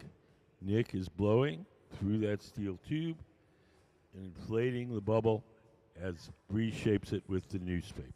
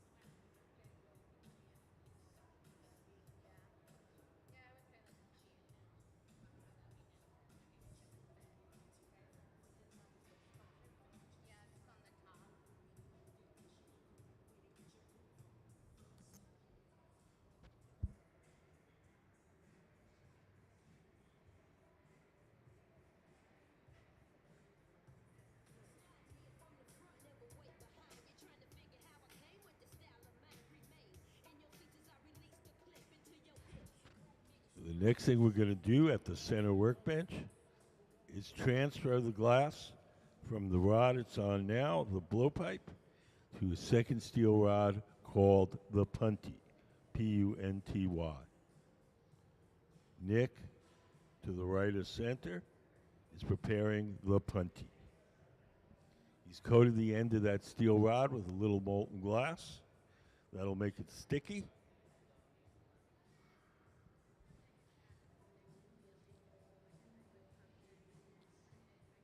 He'll bring the punty to Bri at the center workbench. She'll attach it, and then we'll break the glass away from Bri's pipe.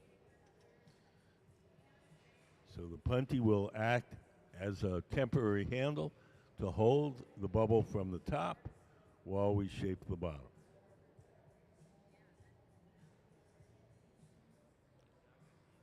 So we stick it on. Hot glass sticks to hot glass.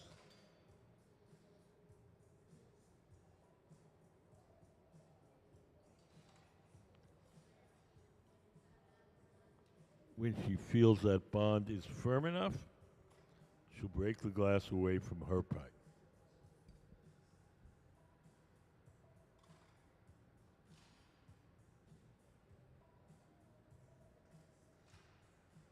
Take her tweezers, dip them in water.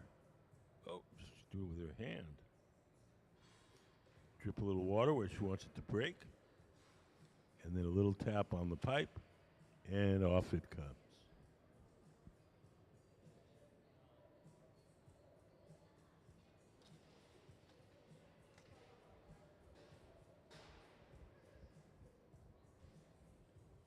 So now the opposite end is exposed. That end can now be heated and shaped.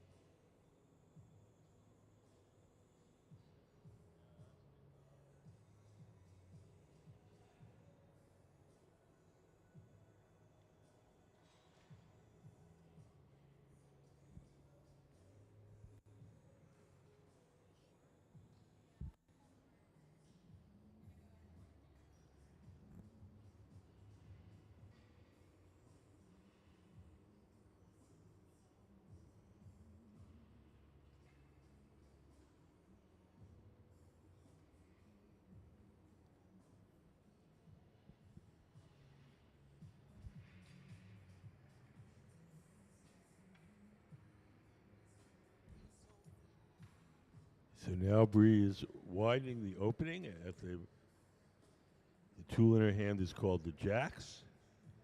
There's big metal tongs. Sarah is holding a wooden paddle across the top to keep that opening straight.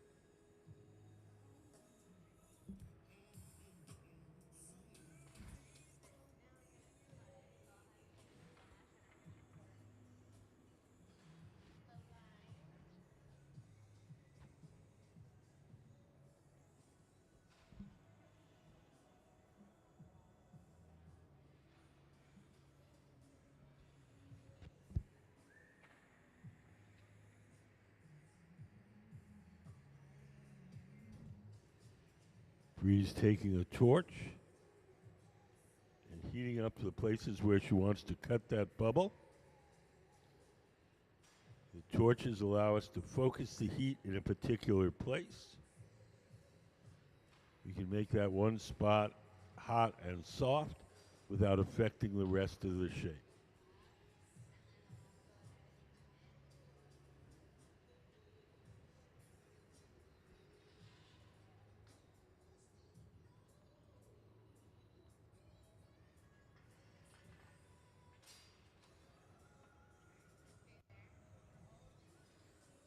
Now she's taking the shears and cutting the glass.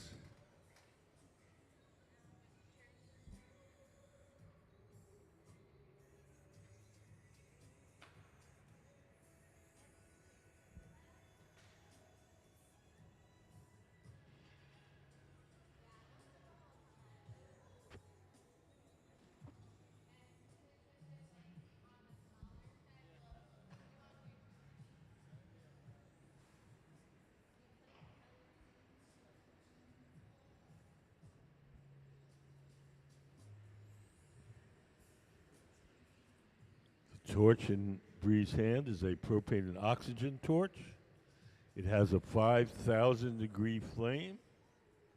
It allows us to get a small area of the glass very hot very quickly.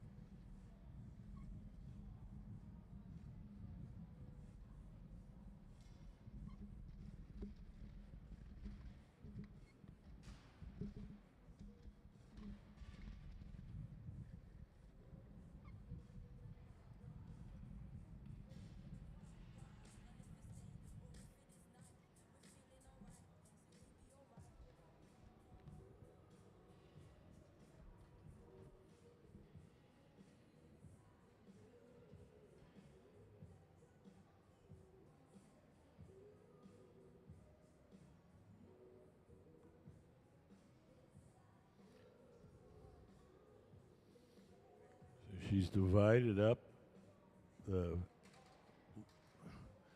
bubble into sections. You can pull them out, and they'll become like feet or tentacles for this creature.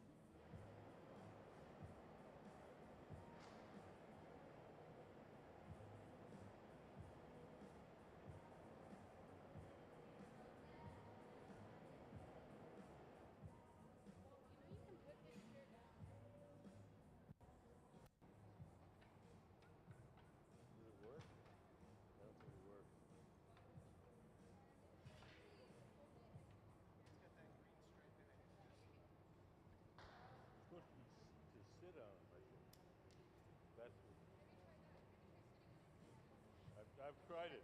It's stuck. I'll get a chair from your office. This one gets here.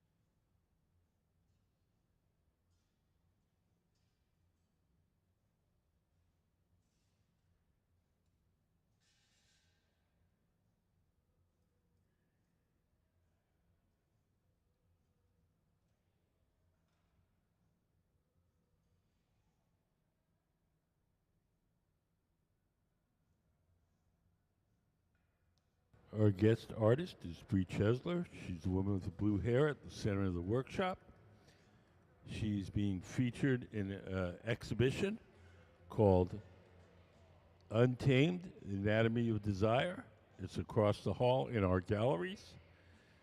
So right now we're making parts for her for one of her installations. But you can see a bunch of finished work in her exhibition.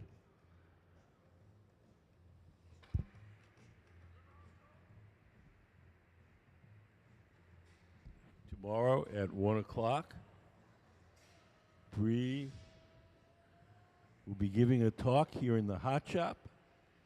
Everything we do here in the Hot Shop is streamed to the internet. So if you go to our website, click on the Hot Shop and scroll down to the bottom of the page, you'll see our stream. And you can watch her talk from home.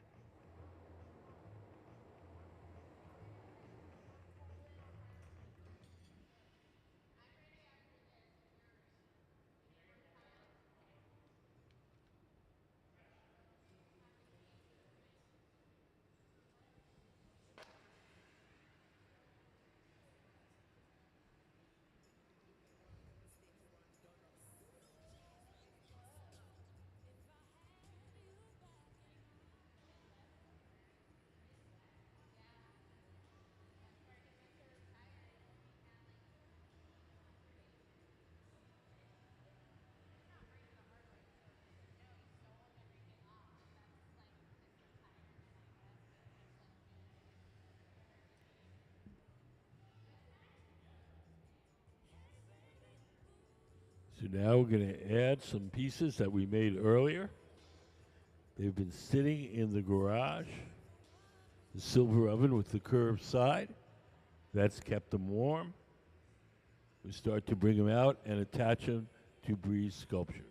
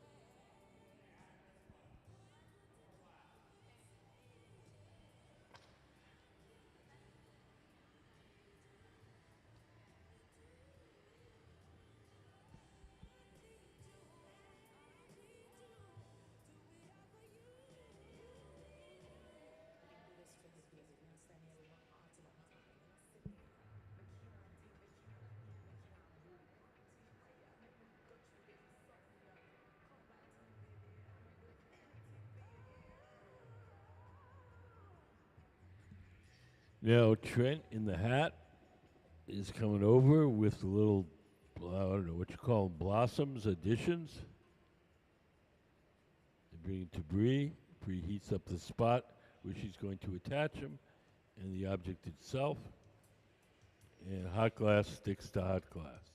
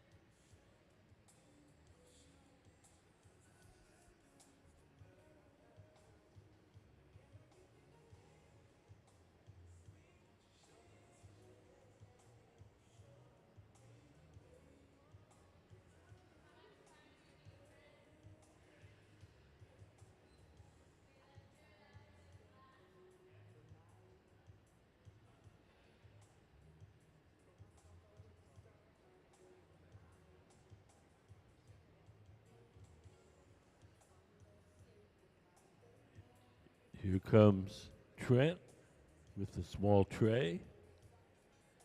I'm going to add these little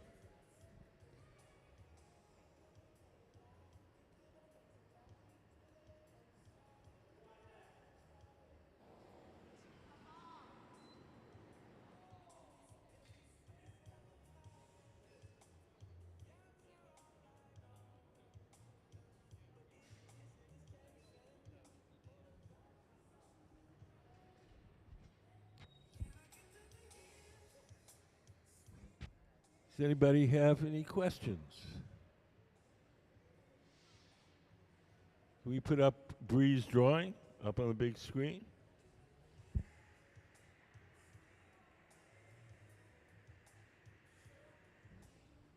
These are the sculptures that she's making. You see the orange additions? So that's what we're attaching now.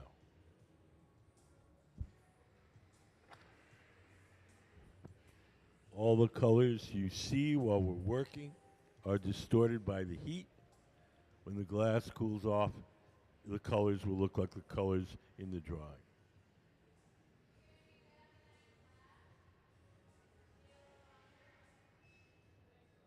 Has anybody got any questions?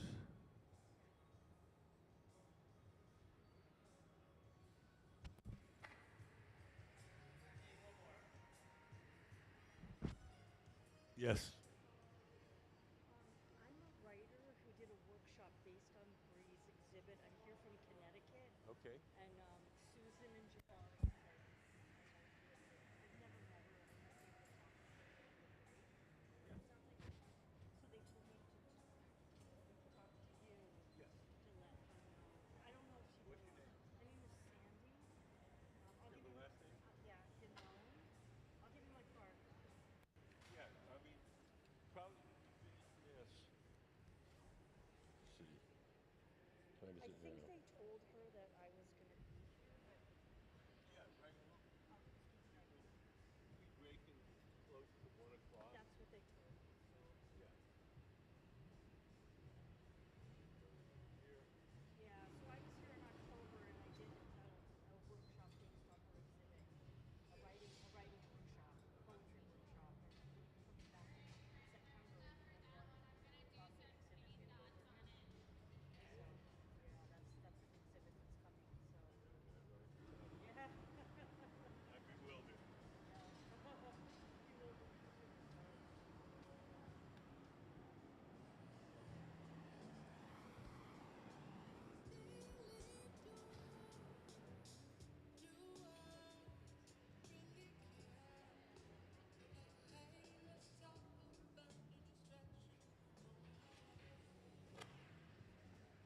So now Bri's going to do a little cane drawing. She has a rod of colored glass in one hand and a torch in the other. And she's going to melt on some details.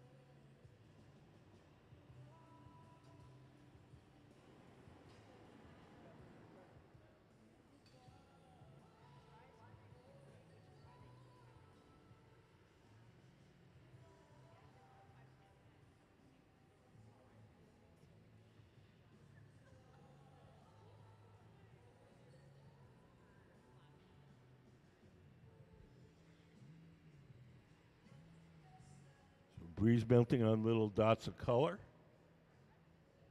There's a stick of glass in one hand, torch in the other.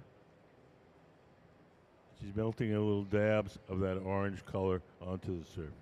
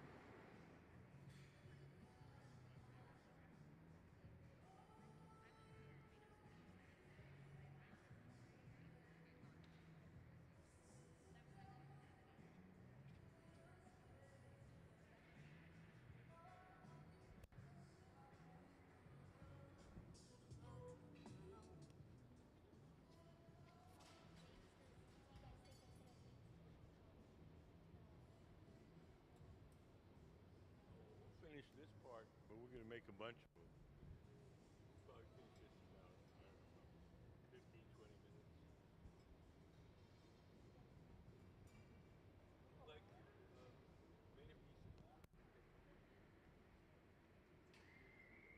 Tell me the subject that you'd like to see here. That's the question.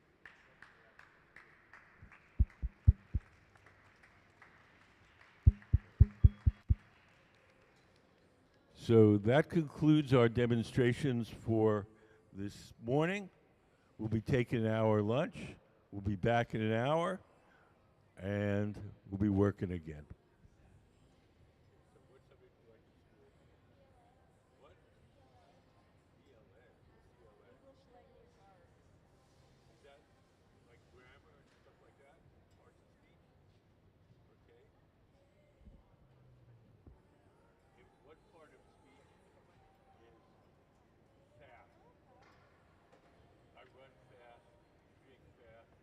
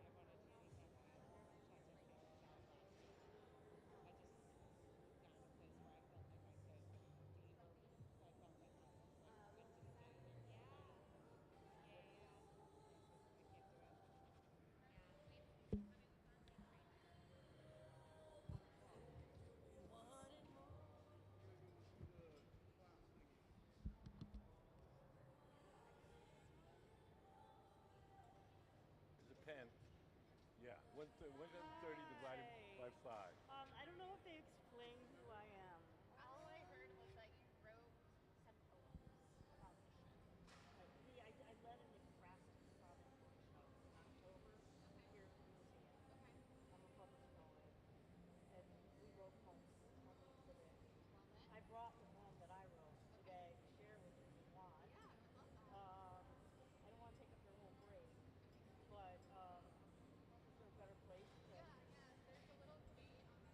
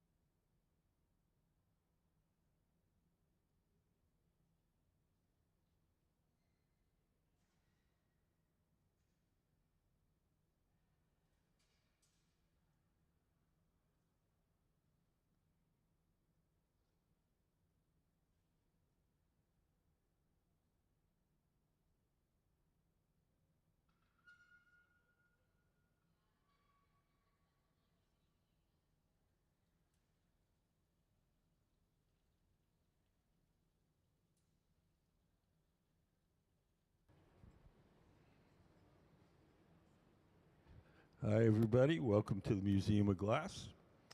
Today we have a guest artist, Bri Chesler. Bri is the woman in the center of the workshop with blue hair. If you look up on the big screen, you'll see something. Oops. Can we play those again? See if we can show you some of her artwork.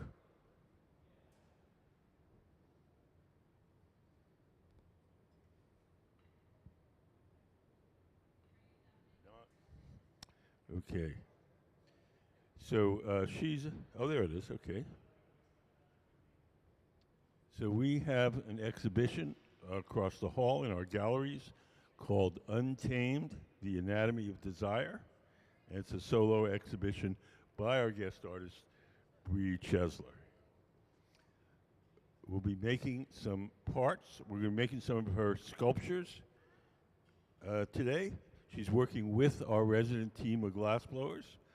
Whenever we have a guest artist, our glassblowers will assist them. They're very talented and can make just about anything you can imagine. So just to get you started, I'm going to give you a very quick introduction to how glassblowing works. Everything that we do here starts out in our glass furnaces. The glass furnaces are the machines where you see the doors closed.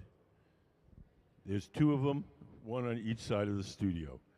If you look up on the big screen, you'll see a diagram. That's what the furnaces look like inside. So in each of the furnaces, there's a big ceramic pot. In that ceramic pot is 1,000 pounds of melted glass. We keep the melted glass at 2,100 degrees Fahrenheit, which is 1150 Celsius. And at that temperature, the glass has the consistency of honey. So if you can imagine a giant crock pot full of honey, that's what our furnace is like. When we want to get the glass out to make stuff, you take one of those steel pipes, those are called blow pipes, and we dip it into the melted glass like you're dipping into a big jar of honey. We dip it in, twirl it around, a little bit of the glass sticks to the end of the pipe. The pipe itself is hollow, so when you blow, the ball of glass blows up like a balloon. If you want to make something bigger, you dip it in, blow a bubble, let it harden, and then dip it in a second time or a third time. We just keep building up the glass in layers. All the glass that's in those furnaces is clear glass. It has no color. We buy colored glass separately in various forms, and we blow a bubble of clear glass from the big furnace. We coat that bubble with colored glass. For this type of objects that we're making, we're using a crushed colored glass called frit, F-R-I-T. So you see there's various of these stainless steel bowls. In those bowls is the frit, the colored glass. So we'll take clear glass out of the furnace, we'll roll it in the little chips of colored glass, we'll put it in the fire, the little chips melt, and they form a candy coating of color like an M&M. We put up the frit photo. So there you go. Yeah, it's a commercial product. We buy it from two companies in Germany, and they have, I think, close to 200 colors.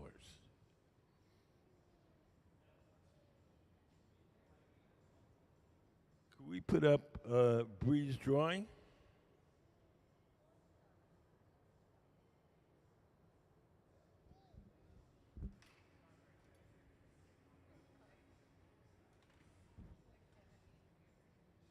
These are the figures that we're making for her today. We made a lot of the little parts earlier in the day. They're sitting in this oven over here called the garage. They're staying warm. We're going to blow the body, and then we're going to add all those little additions.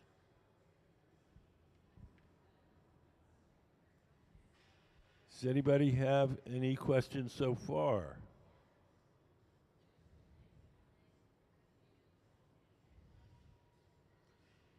The furnaces run on natural gas and forced air.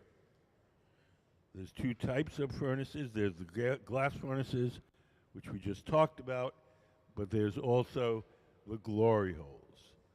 The glory holes are the round ovens with the doors open. Those have no glass in them. They're just for heating and softening the glass while we're working.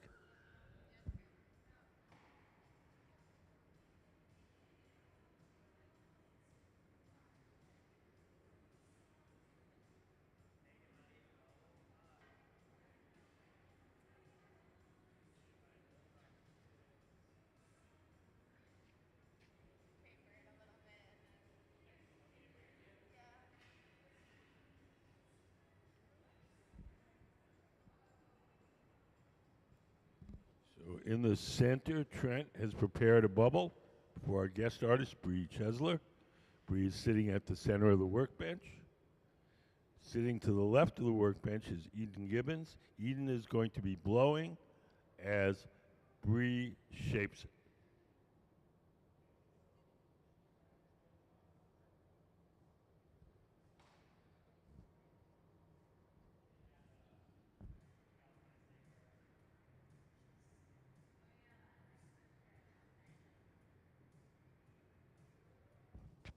Anybody got any questions? Yes. We keep the glass hot all the time.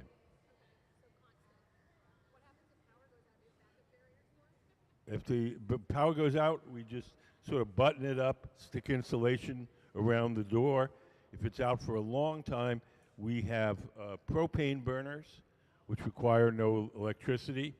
There's like a like a barbecue, and we can put those in there. It won't get it hot enough to work out of, but it'll keep it warm enough that it doesn't damage the furnace. Yes. If we want to empty the furnace for maintenance, say, we have to empty it, we have to scoop out all the glass before we shut it off.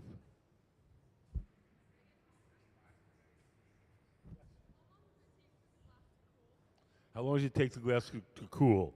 There's two answers to that. If we just made the thing and put it on the table, walked away, it'd be cool in 20 minutes, but it would shatter. If we want to keep it, we put it in one of these big black ovens and we cool it slowly overnight, and then it doesn't break.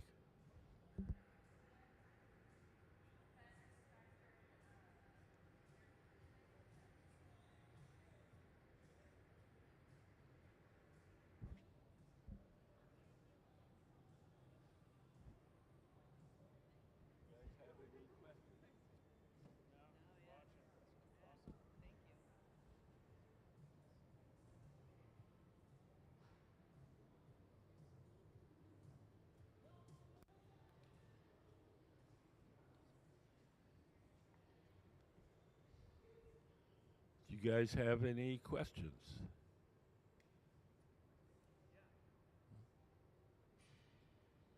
Oh, good. Pipe. And then he stuck it back in there. Hmm? So did that. I'm assuming that heated up the pipes. I was just wondering. Oh, well, okay.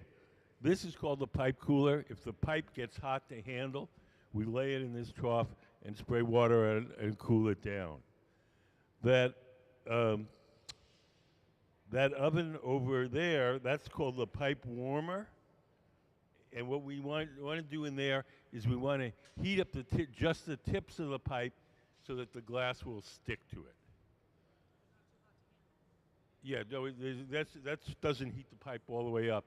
Sometimes when it's warm, the pipes in there will get hot, but the purpose is not to get them hot. We just want the tips hot. Glass sticks to hot steel. It doesn't stick to cold steel. So we can roll it on that table because it's cold. The glass won't stick to it. But if we want to get glass out of the furnace, we have to heat the tip up so the glass will stick to it.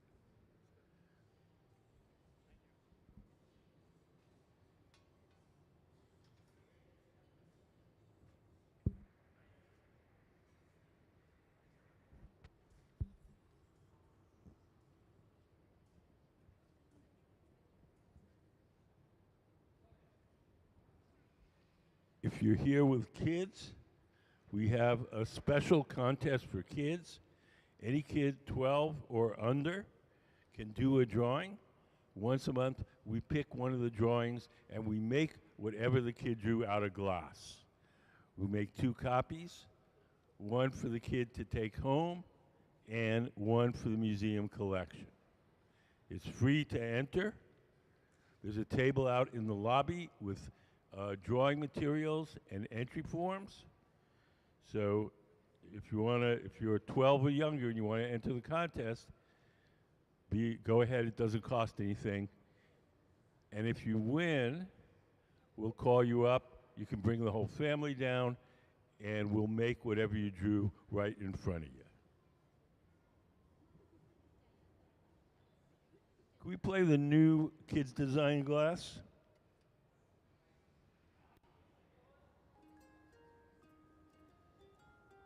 Like art through the ages, glass has always been sort of made by designer and maker.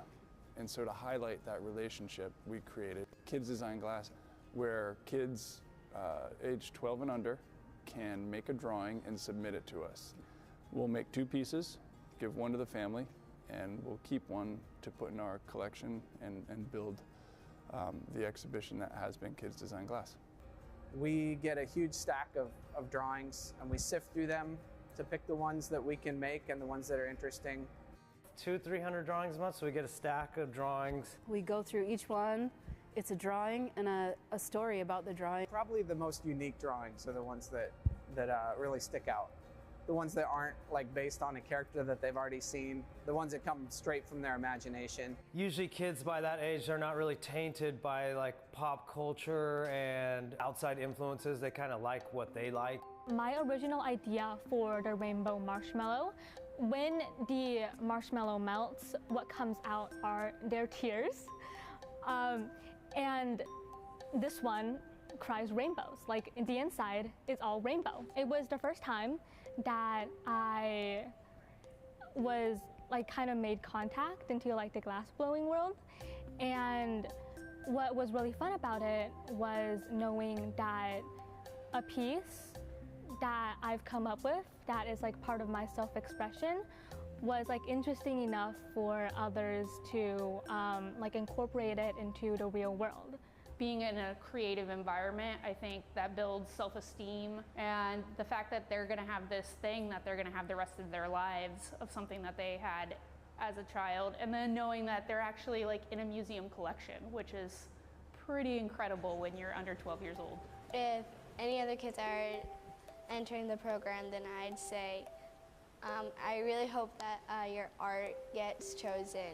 It is really mesmerizing to see the details being put on. I was just very happy that the Hot Shop team actually chose my art.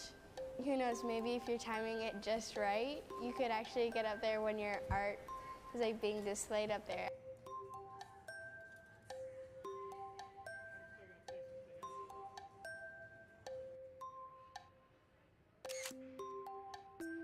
For 20 years, we've made some wild things. It's so free, and I would say loose, but what we really pay attention to is making sure that we're capturing all the details. There's so many challenges in making the kids design drawings, and I think that's something that maybe the average viewer wouldn't notice. A lot of these objects are very fragile and are just different than any of the other glass I usually work on. The way the kids draw them, they just have no idea of what, you know, glass can do, so they just draw it however their mind imagines this object. We're talking with them, making sure that we're seeing the color the same way, making sure that, you know, the eyes are on one side or are they supposed to be on both sides. Appendages and weird helmets, they're all great challenges and things that we wouldn't necessarily run into without this program. I think it's inspiring for us as glassmakers, and I hope it's inspiring for the kids doing the drawings. I hope the kids kind of see that their creativity is this muscle that they need to exercise. One of the best parts about the program is seeing the kid in the front row giving us tips on how we can make it better or things they don't like that we're doing, they have a voice here. I designed the lion crab in 2011. Just recently, we went back to the museum, and seeing my piece on display at the museum was just incredible. I mean, we have times where people come in the crowd and some young adult, you know, in their 20s or early 30s, is like, hey, you made my kids design glass, and they bring out their phone and show us a picture, and it's them like 10 years old, and you know, it's to see the impact that we've made. I think every single one is special.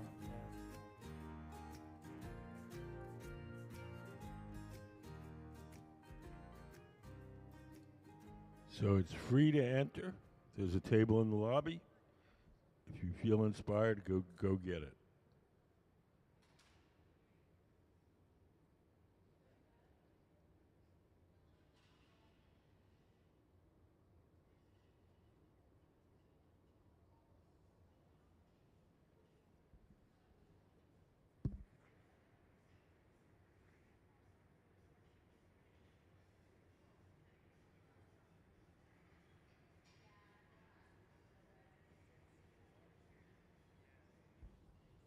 Bri's heating up her bubble in the glory hole.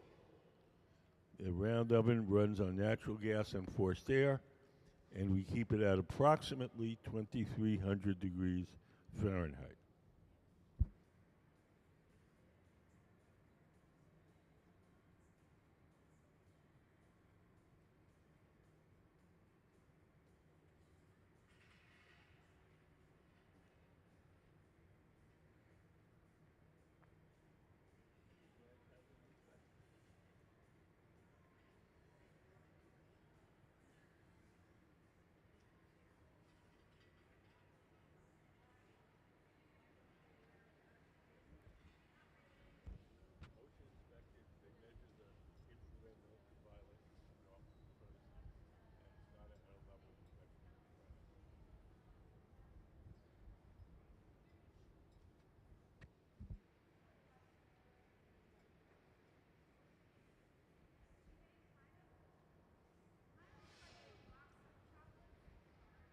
You guys have any questions?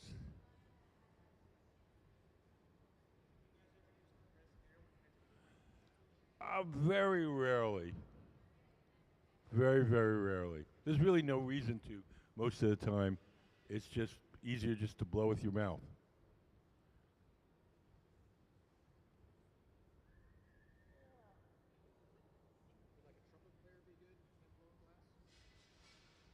The blowing part could be anybody. It could be your dentist. It could be your babysitter.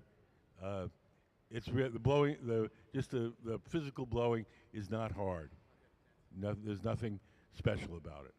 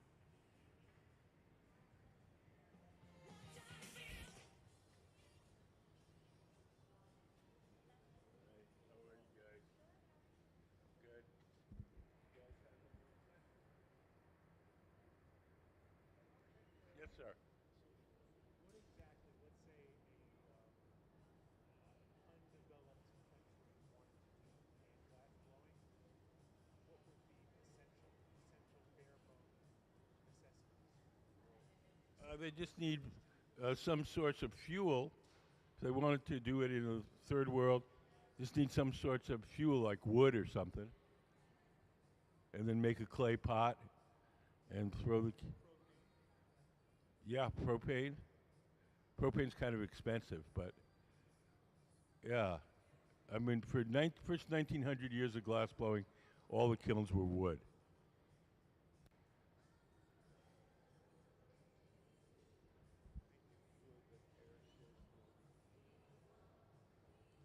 Do you guys have any questions?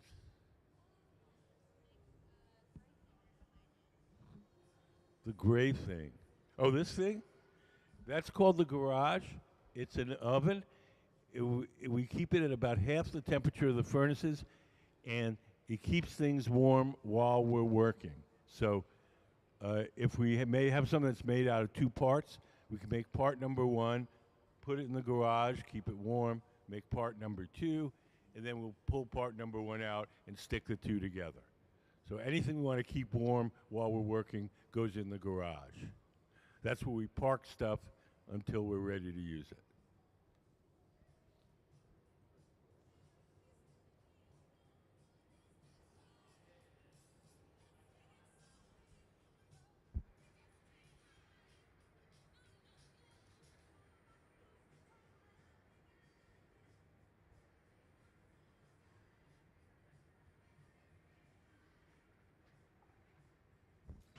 Bri is shaping the glass using a tool called the block. It's a scoop-shaped tool. It's made out of wood. It's stored in a bucket of water. As long as the wood is wet, the tool doesn't burn, and it doesn't leave any marks as she shapes the glass. You'll notice that one of the glass blowers is seated to the left of the workbench. That's Sarah Gilbert. She's the person that'll be blowing. She'll blow through that steel tube and inflate the glass as Bri, our guest artist, shapes it.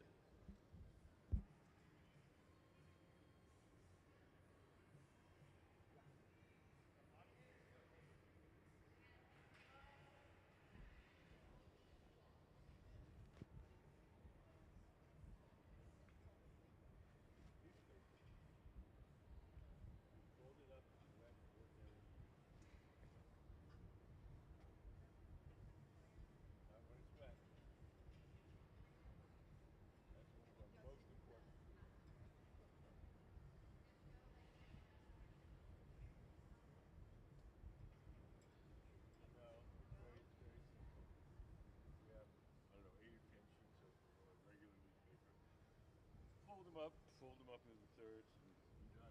Stick it in water. Nope, because it's the air between the sheets of the newspaper. You fold it up 8 or 10 times. You've got like 40 of newspaper with air in the gap. And that actually makes it.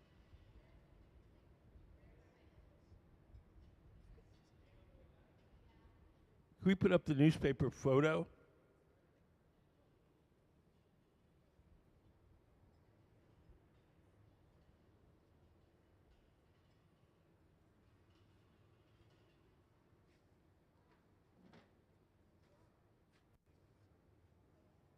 Can we put up the newspaper photo?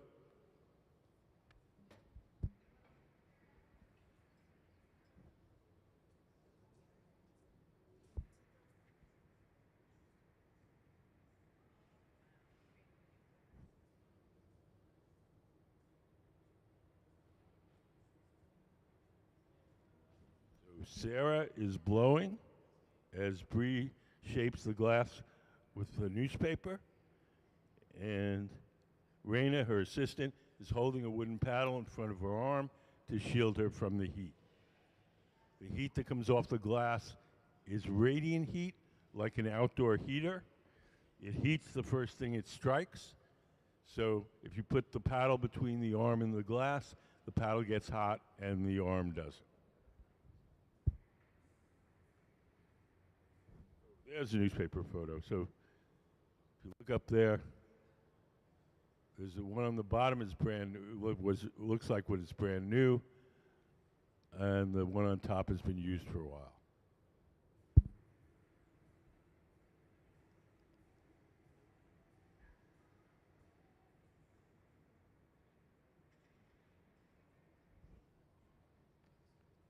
So Bri, Ms. Chesler, is making the body of this figure.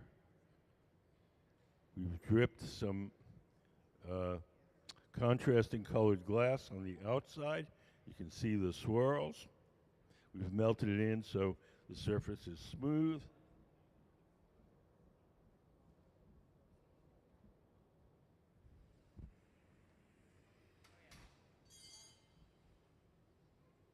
Can we put up the Bri's drawing again? So if you look up on the big screen, these are the figures we're trying to make.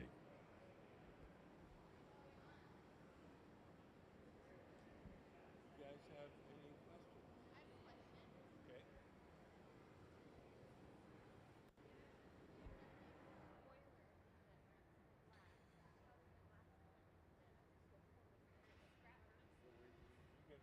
Okay. Okay, when we first get the glass, we get it in a form called batch. Batch is like a cake mix. It's got all the ingredients all proportioned correctly. It's a powder. We shovel it in. No, not that. We shovel it in, and then we cook it overnight, and all the chemicals melt together and make glass. And then, so can we put up the furnace diagram just momentarily? So if you look up, there's our glass, one of our glass furnaces, straight ahead, and that's what it looks like inside. Yeah, this crushed colored glass.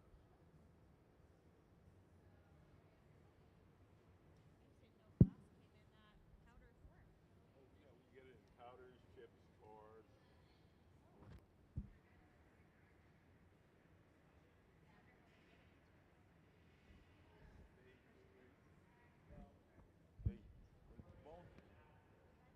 They let it drip into a vat of water, and when it has the stream hits the water, it breaks up, and then they put it into what's called a ball mill. It's like they use rock polishers and stuff. So they have very hard ceramic balls in a little barrel that rotates, and little ceramic balls crack. Yeah. That's the whole process.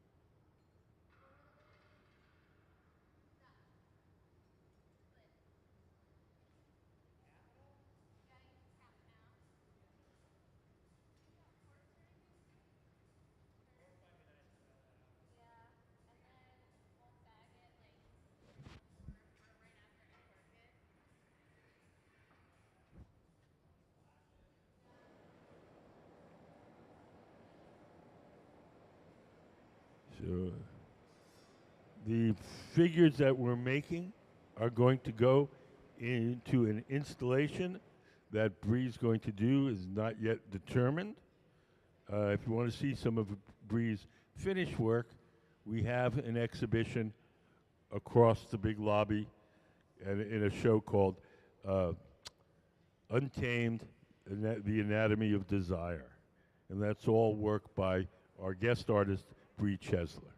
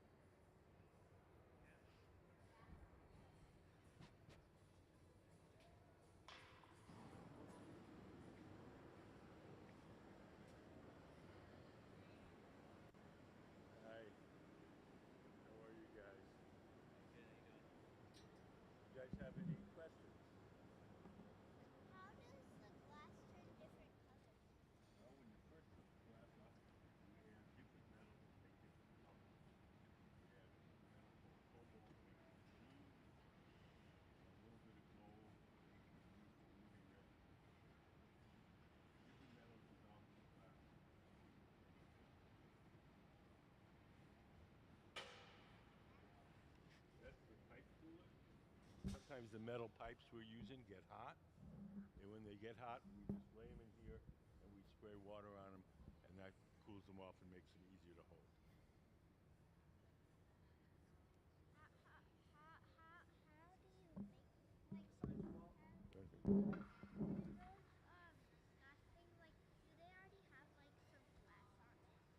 No, no, the glass is in that big oven where the door is closed. Can we put up the glass furnace diagram? So that, see that machine right there where the door is closed? That's what it looks like inside, up on the big screen. So there's a big pot full of melted glass in there, and the melted glass, it has the feel of honey. It's like honey in there. It's like a big pot of honey. Would you like to win a piece of glass to take home with you? Okay, here's the deal. You tell me a subject that you like in school. I'll ask you a question. If you get the question right, you get a piece of glass. Does that sound fair? So tell me what subject you like and what grade you're in. I'm in 2nd grade and I like reading. Like reading? Okay. Can you tell me the 2 books, the titles of 2 books, and the names of the people that wrote the books? The authors.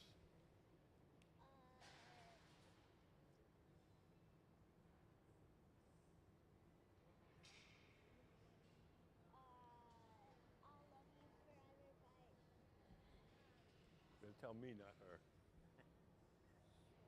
She doesn't have any glass to give you. I don't know how to pronounce their name. It's like Swan. You know how to spell it? No, it's like, do you know the book Love You Forever? What's the name, like Swan? I don't know, babe. It's like Swan. I know the titles of a lot of books, but I can't think of many names. It's like. You know who wrote the Harry Potter books? No. You know who wrote the Dr. Seuss books? Dr. Seuss? Correct. Okay, you got one now. One more. Warrior Cat Knight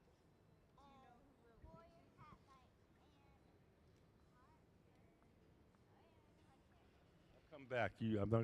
I'll come back in a few minutes.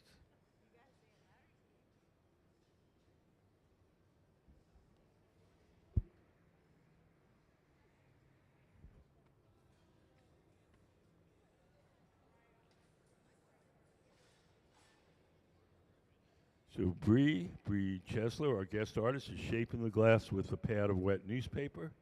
Sarah is holding a wooden paddle across the top to make it straight.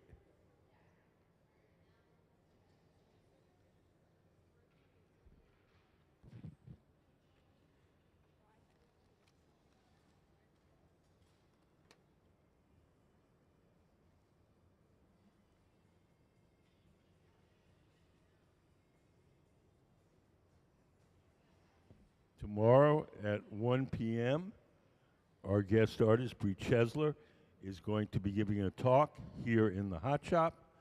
Obviously, none of you will be here, but we will stream it to the internet. So if you go to our website and click on Hot Shop and then scroll to the bottom of the page, you'll see our live stream, and you can watch the talk in your fuzzy slippers.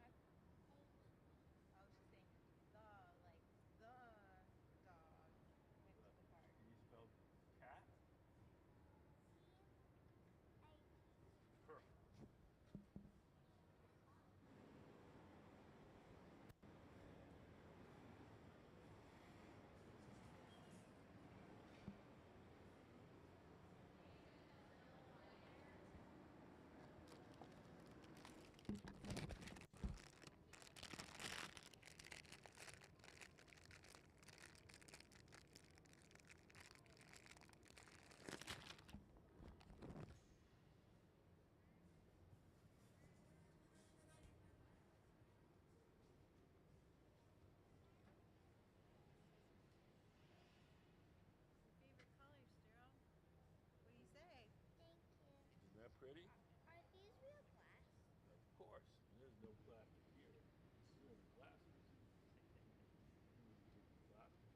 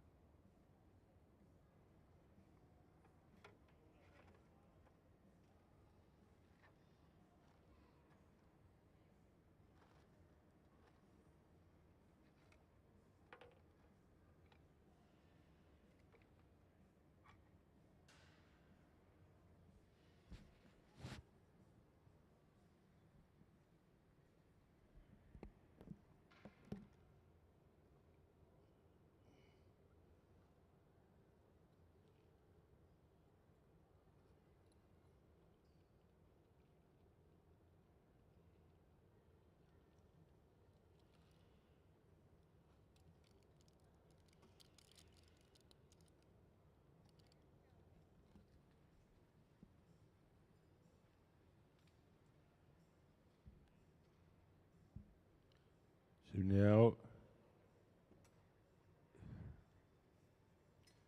Bri is using her tweezers to stretch out the feet of this little figure. Every once in a while, you'll see one of the other glass blowers take a torch and warm up the connection between the metal pipe and the sculpture itself. That connection is fragile. As long as it's warm, everything's okay. If we allow it to get too cold, that connection will crack and the whole thing will fall on the floor.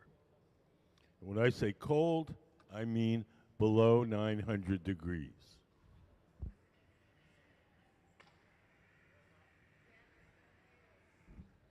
Has anybody got any questions? Why the newspaper? Because it really works well. It's free. People give us their old newspapers. And when it's done, you can throw it back in the recycling bin. Nope. It doesn't leave any marks on the glass at all.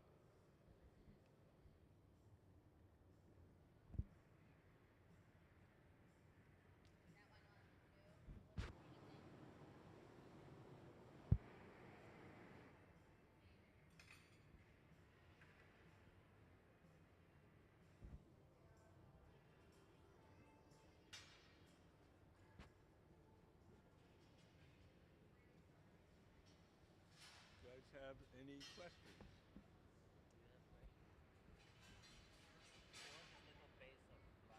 What? Do you have a little piece of glass? We do. You can win a piece of glass, but there's a deal to it. You have to tell me a subject that you like in school, and I'll ask you a question. If you get the question right, you get a piece of glass. Math. She said math. Math? What grade? Grade 5. Grade 5?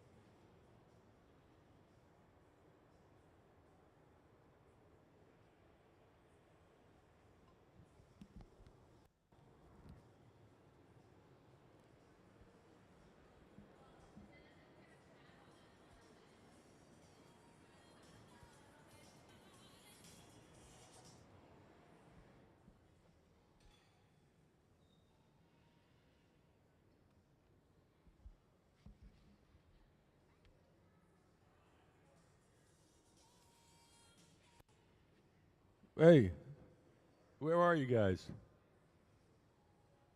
There.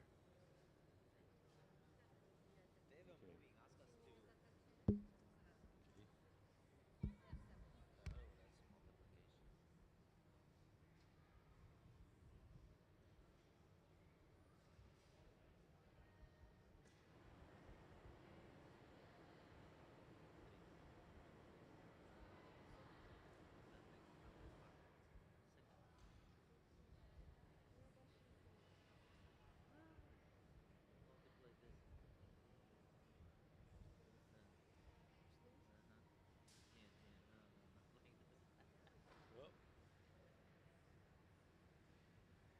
no, no, you can't do it for her. I know, but she says she can. What? She said she only has sold half of it. What? I know how to do division, like small division. You got a division? We'll do a division. Small, short, small.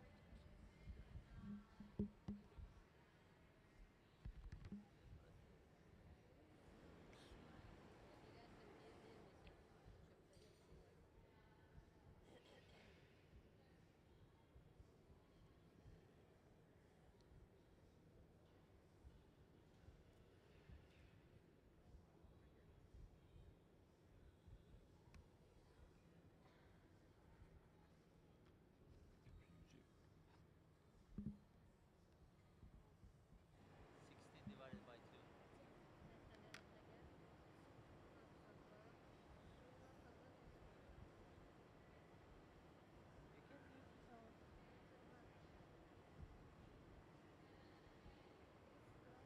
No, it's divide. 16 divided by 2, not multiply. It's division. You ask How many division. 2s are there in 16? No, it's division. 16 divided by 2, not multiply. How many 2s are here? Don't say, don't say, don't say. Doesn't know, but you said division. Short division. This is short division. 16 divided by. This is short division. This is short. You want to try a different subject? No, no, no. It's like this. Okay, no, no, no. What will we multiply to get 16? 2 times what? 16. 2 times 8, right? That's it. That's it. Go. Say thank you.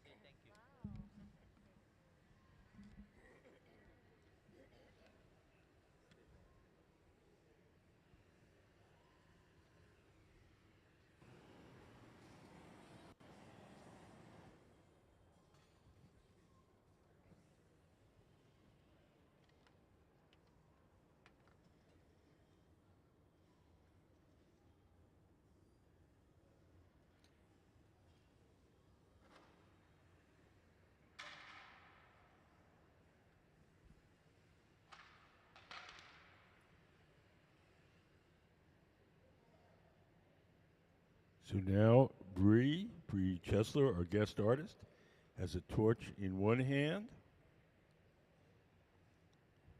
and a metal rod in the other.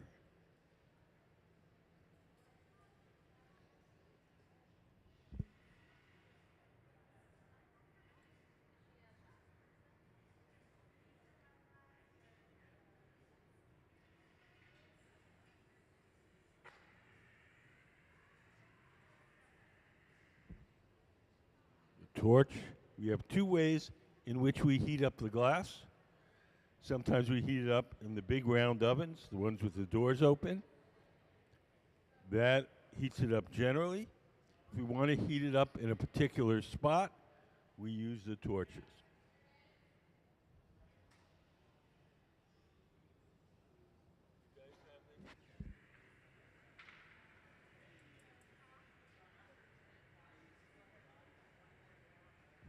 That's the last thing to go into the oven, so it doesn't get as hot as the front end.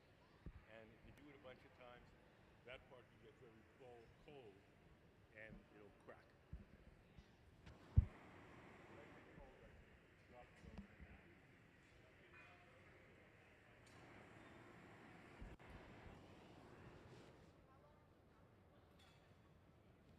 How long does the process normally take? It depends on what you're making. If you make these things, I'm guessing about 45 minutes or something.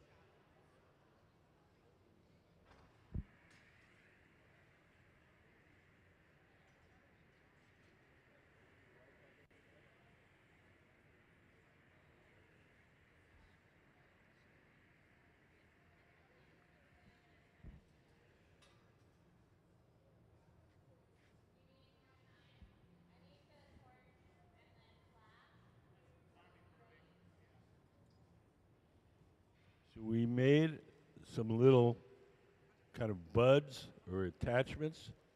We made them earlier in the day. Can we put up Bri's drawing?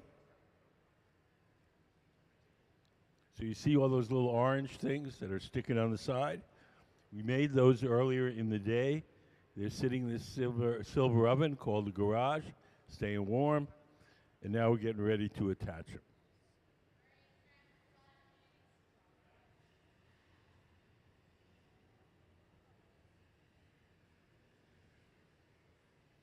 So Trent in the hat is warming them up. They're on that tray. He's going to bring it to Bri in the center, and she's going to attach them to the sculpture. Hot glass sticks to hot glass. So we need to heat up the spot where we're going to attach it. We have to heat up the thing we're attaching, and when we press the two together, they stick to each other.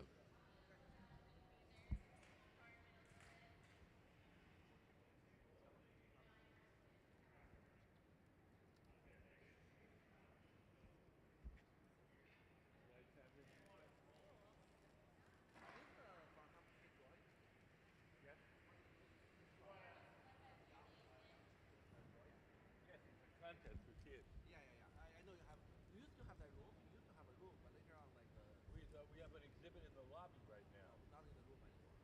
Not in the room, no. We just installed the big lobby outside the. No, we want to submit an hour. There's a table out in the lobby with drawing materials and entry forms. So you just go there and make your drawing, put your contact information, and put it in the box. You don't have a website?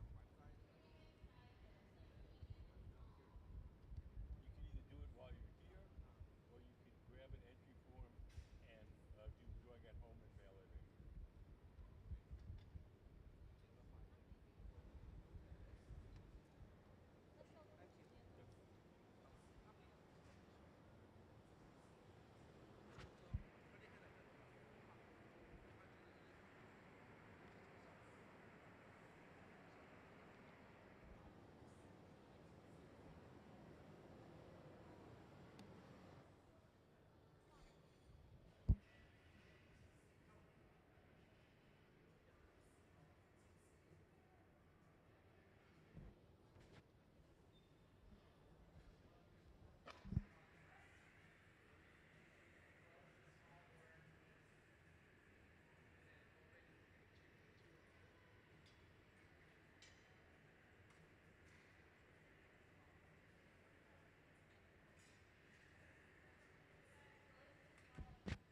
Bri is heating up a little spot on the side of the figure.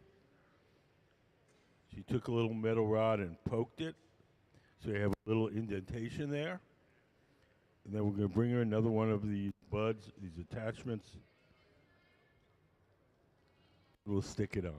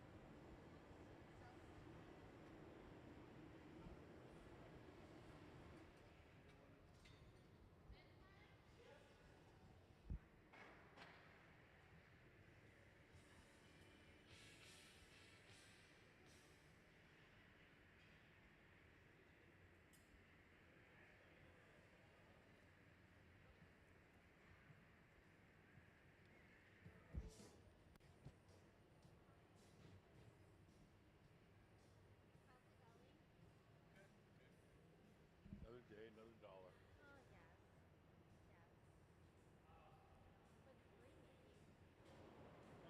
Kind of, it looks like kind of undersea creature. Can we put up the drawing, Bri's drawing?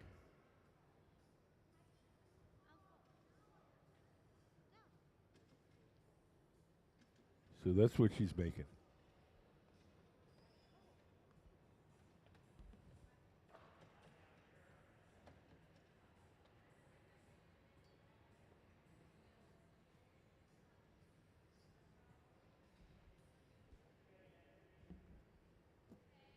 Hi, how are you guys? Do you guys have any questions?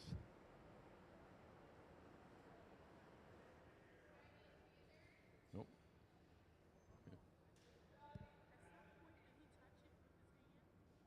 Nope, shouldn't have. Sometimes people will just touch it really quick to show off, but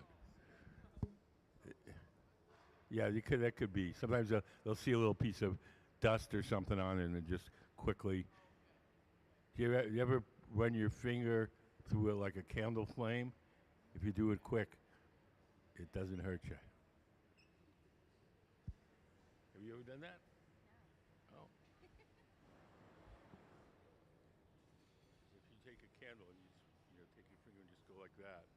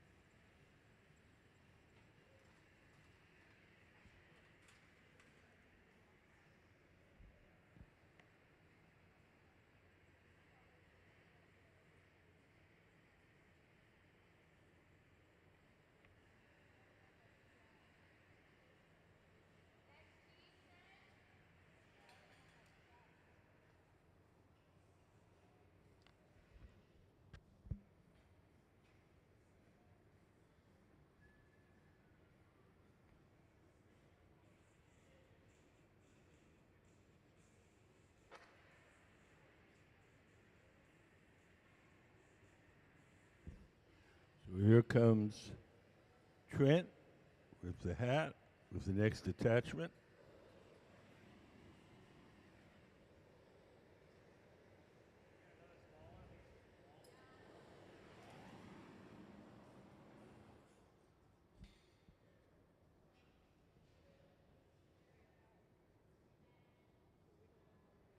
Yes.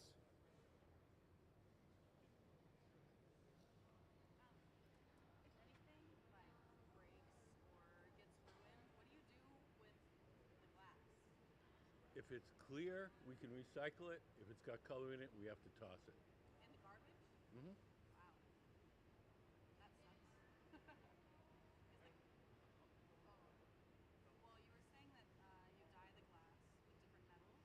Mm-hmm. Do you do that here, or do you get it shipped here? We buy our colored glass commercially.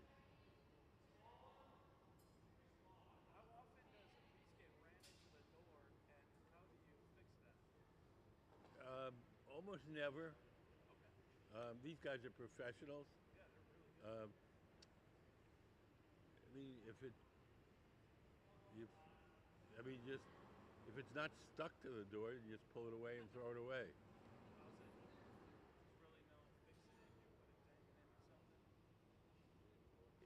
It depends. You know, it's like anything else. Some things are fixable, some things are not.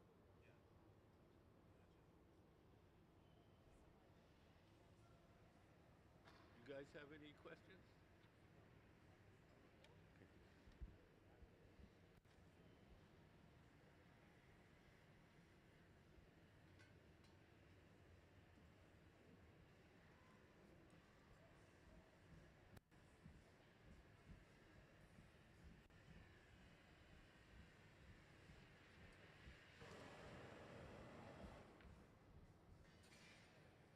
Don't forget, before you leave, to go in and see Bri's exhibition.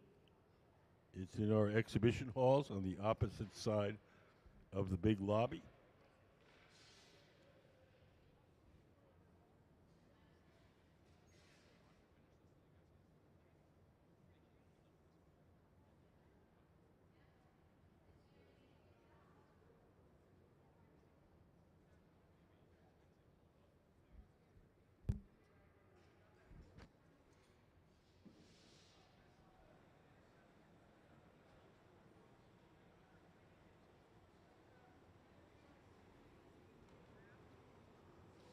So we're getting very close to being done. The reason I know that is I looked over to the far right and I see Sarah putting on some protective clothing. She's going to carry the finished piece to our annealing oven where it'll be cooled slowly overnight. The annealing oven is that big black oven. We keep it at a constant temperature all day long. We place all the objects we make during the day in there, and then at night it has a little computerized thermostat that automatically slowly turns the temperature down to room temperature overnight. For cooling most things, it's overnight, but as glass gets thicker, we have to cool it over longer periods to prevent it from breaking. The slow cooling process is called annealing.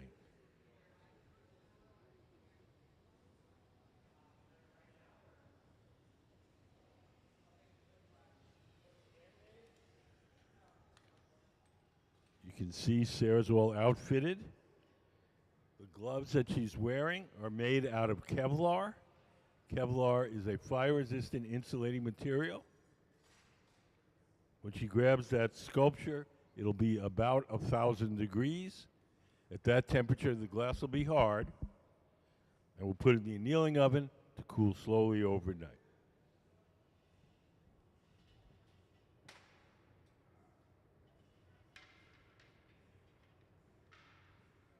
We'll drip some water on the joint between the metal rod and the sculpture itself. The water will crack that joint, and just a light tap on the metal pipe will release it.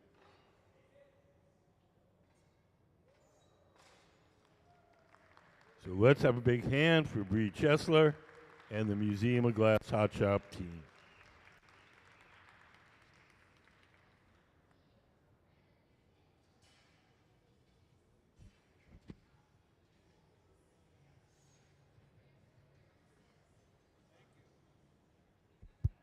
Sure.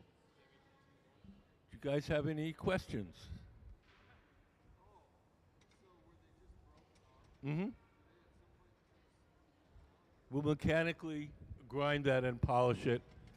Where that attachment is, it'll be like it was never there.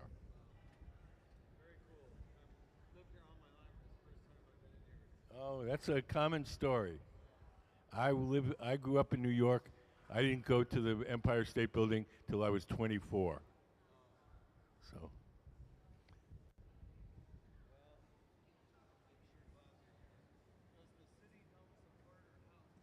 No.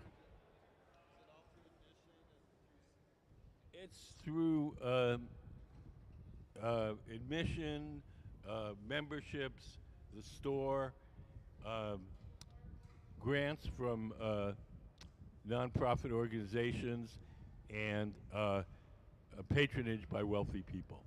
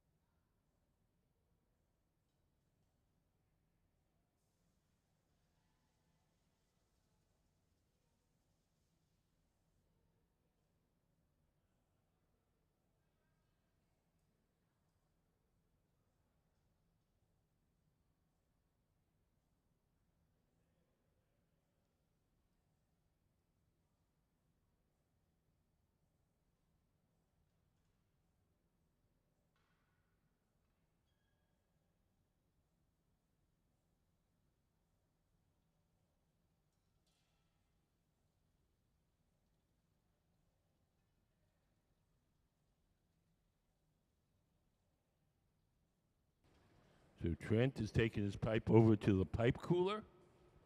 It's a metal trough. If the metal pipe gets hot, we lay the pipe in the trough, and then we spray water on it to cool it down.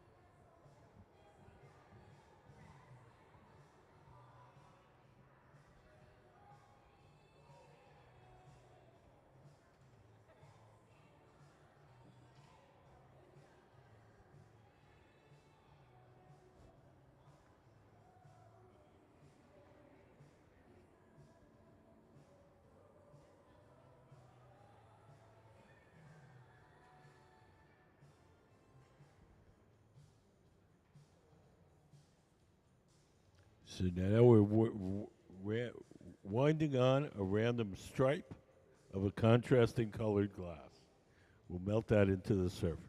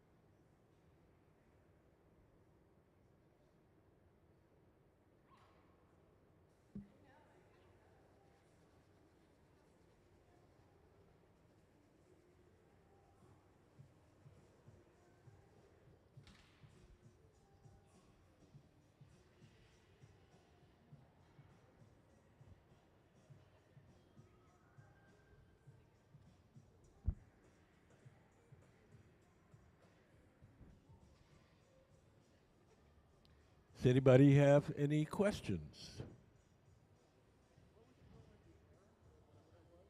What? What was she doing with the compressed air or whatever that was? Sometimes little fragments of that newspaper that she's shaping it with, they get on that little part of the bench, the tool holding part, and just blowing them off.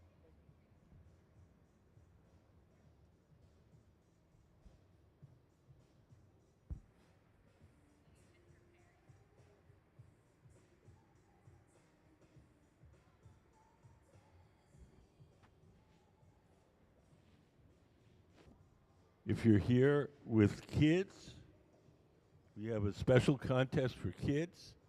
Any kid 12 and under can do a drawing. Once a month, we pick one of the drawings and we make whatever the kid drew out of glass. We'll make 2 copies, one for the kid to keep and one for the museum collection. It's free to enter. There's a table out in the lobby with drawing materials and entry forms.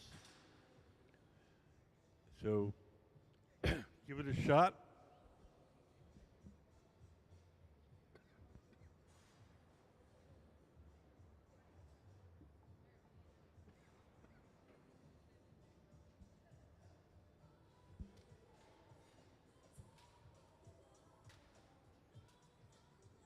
We put up some of the kids' design stills.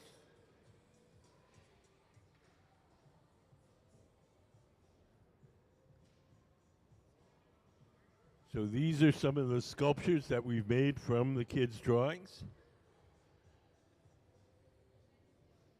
Each month we pick one drawing. We make 2 copies of that one drawing, one for the kid and one for the museum collection. So all the ones that you see displayed out in our lobby, there's also a matching one that the kid has at home.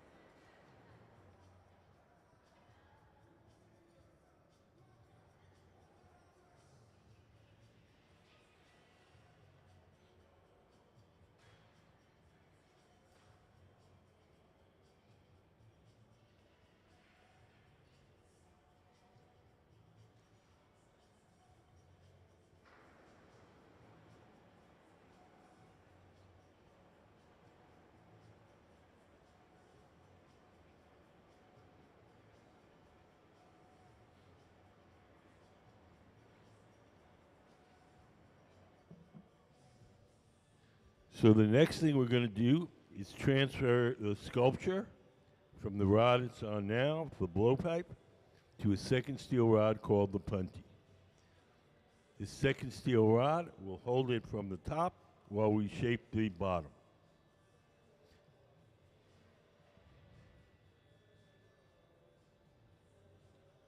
Nick, the man with the shaved head on the right side of the studio, is preparing the second steel rod, the punty, P-U-N-T-Y. He's going to bring it to Bri at the workbench, and she'll attach it to the top of the sculpture.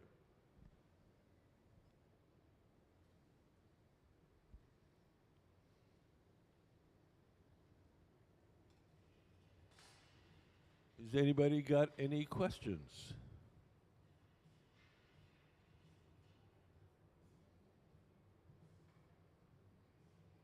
Questions are free.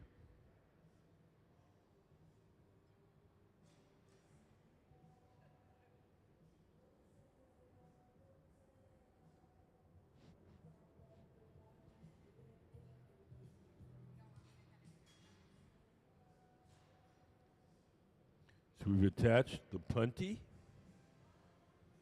to the sculpture. This is going to act as a temporary handle. It's not part of the sculpture. It's just going to be there temporarily to hold the sculpture while we work on the opposite end. We'll drip some water where we want the glass to break away from the original pipe, give it a tap, and off it comes.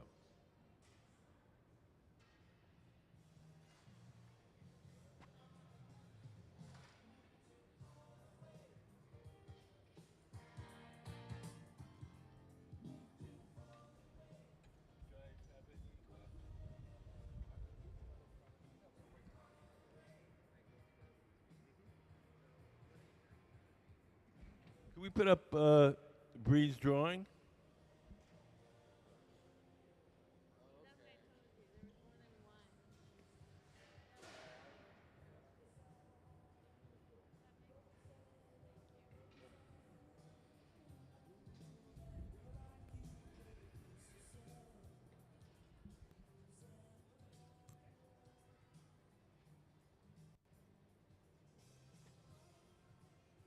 Hi, how are you guys?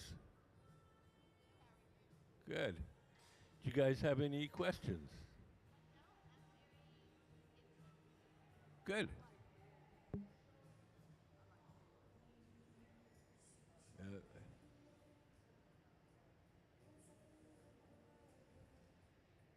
He's making the little parts that we're going to attach.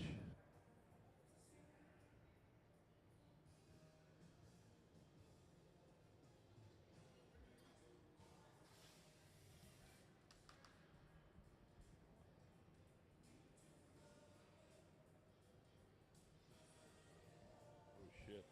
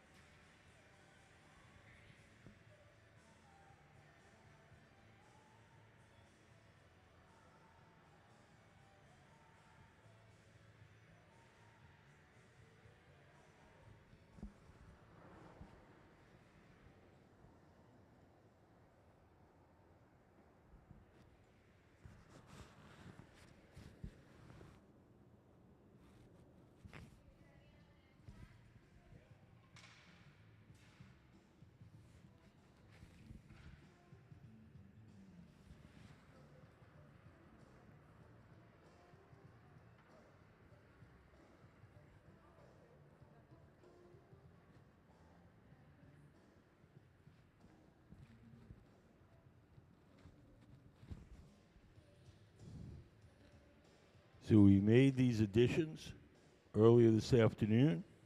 We've been keeping them warm in the silver oven, the garage, the silver oven with the curved side in the middle of the studio. When we're ready to attach them, we'll heat them up a little extra. Bring them over to Bri. Bri will heat up the spot where she wants to attach them. Then she'll heat up the attachment itself. And when we press the two together, they'll stick together.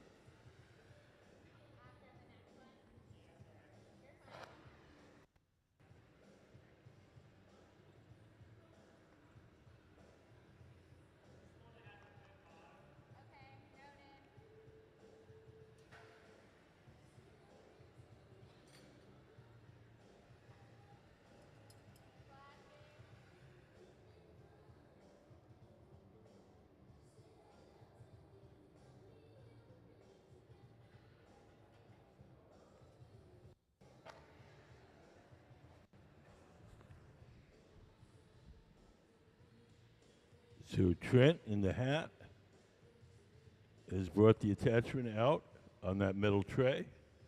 He hands it to Bri, and Bri attaches it to the main sculpture.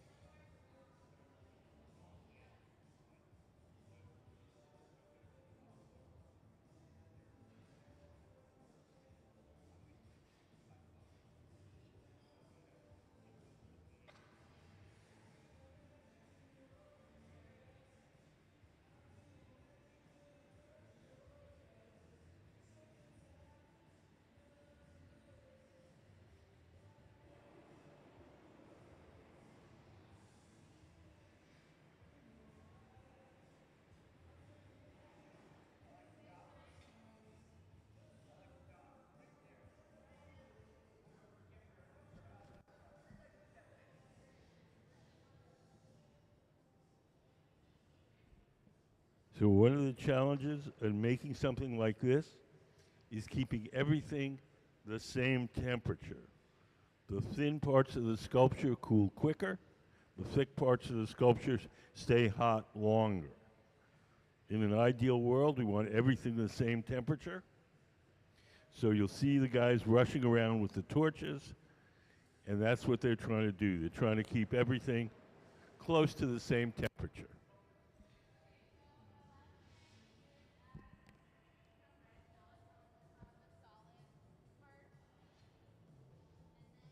Does anybody have any questions?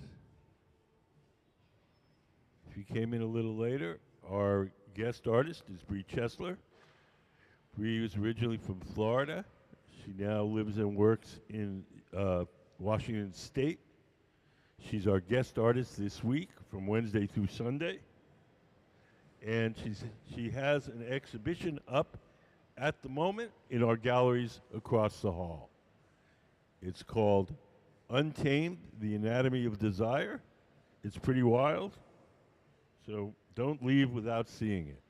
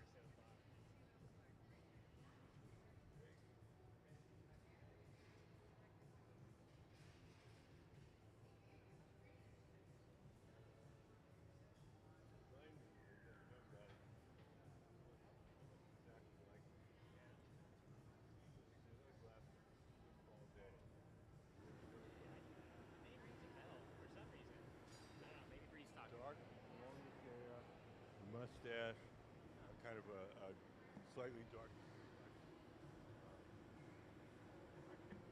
I mean, I knew it wasn't him. I kept, catching the sideway eye.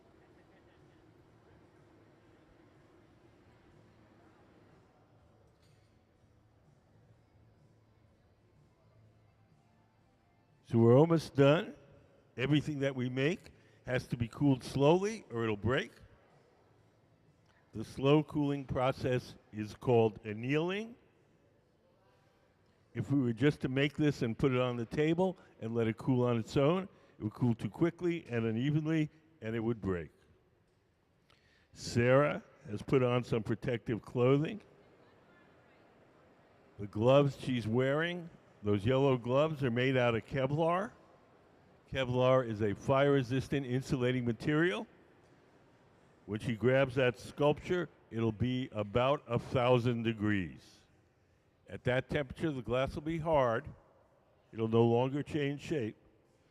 And Sarah will carry it to our annealing oven to be cooled slowly over, I'm guessing, about 24 hours.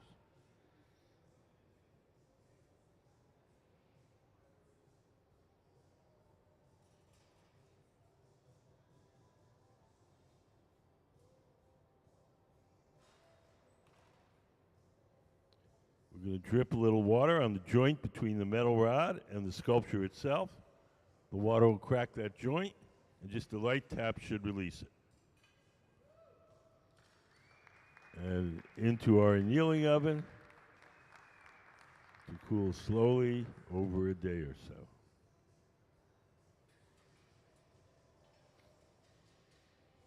Does anybody have any questions?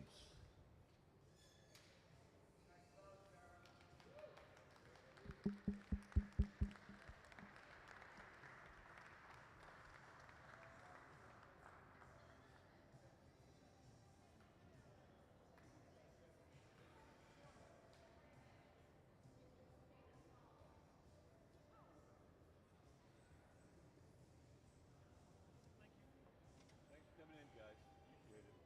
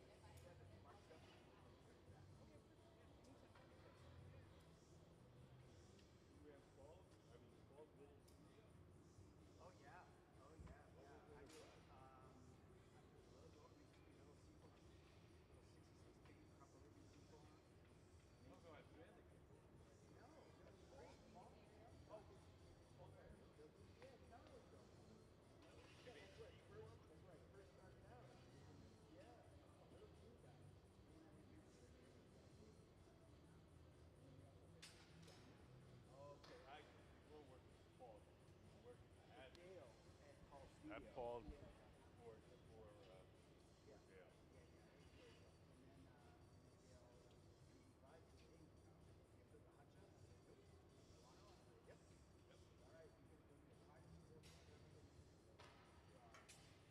No, that was quite a project. Great, take care, man. Great to see you. Yeah, good to see you. Have a wonderful last day tomorrow. Thank you. Mindy and Megan are coming in to help you. Are they? Say hi to Megan for me, will you? I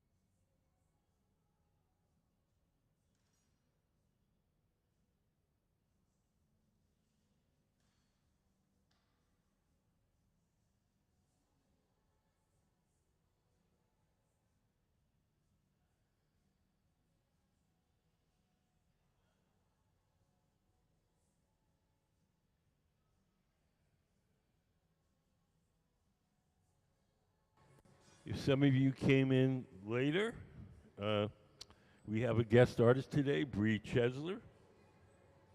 Bri is the woman in the blue hair at the center of the workshop.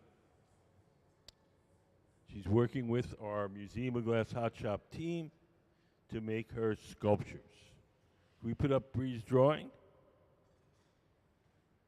So these are the sculptures that we're making. Glass blowing is a team sport, so all these other folks you see on the floor of the hot shop are making stuff for Bri. Bri's originally from Florida, now lives and works in Washington State.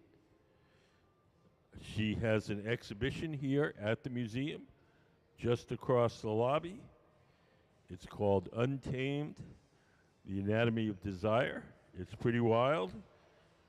Don't miss it. If you're here, don't miss it. It's pretty cool. And we're making these figures that you see in the drawing.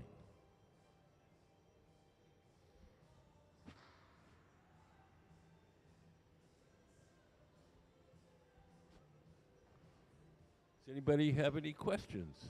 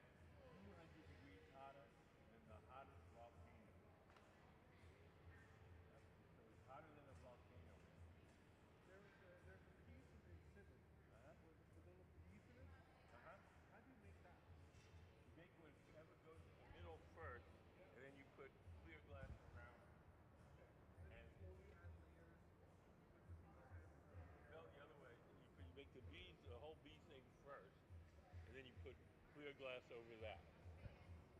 And the way they make the bees fly like that is when you make your flowers, and then you make a clear rod, and you stick your bee on the end of the clear rod. And then when you coat it with more clear glass, you can't see the rod disappears, and the bee floats. You guys want to win a piece of glass to take home with you?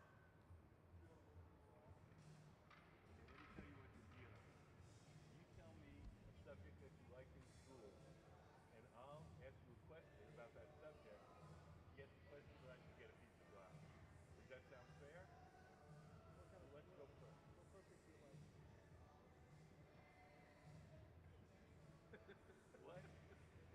We're from Denmark. She says Danish. Danish. True Danish? Sherry Danish? Oh, you mean a language Danish? Okay, let me see if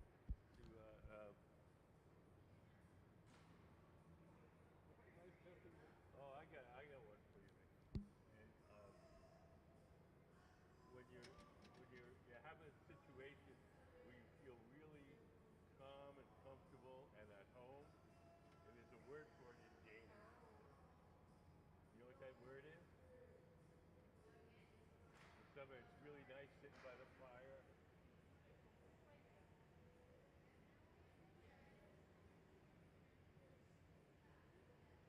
Hygge. That's right. Whoa, you are the name.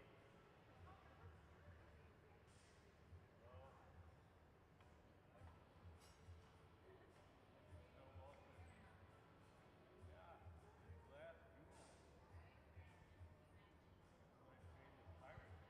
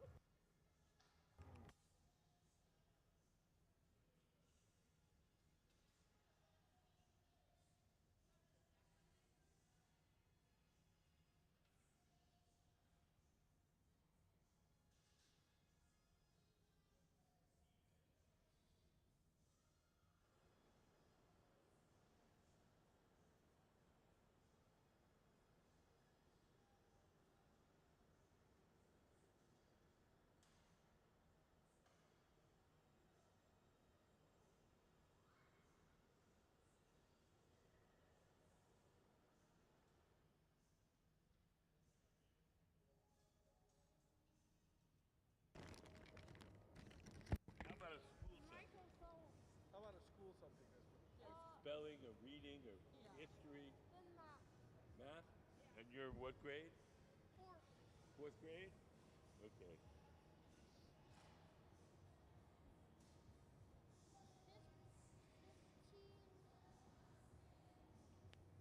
Pen is going to.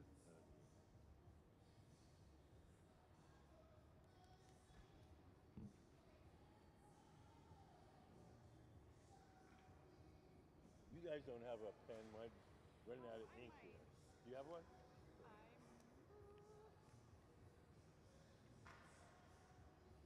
Or you can just tell me.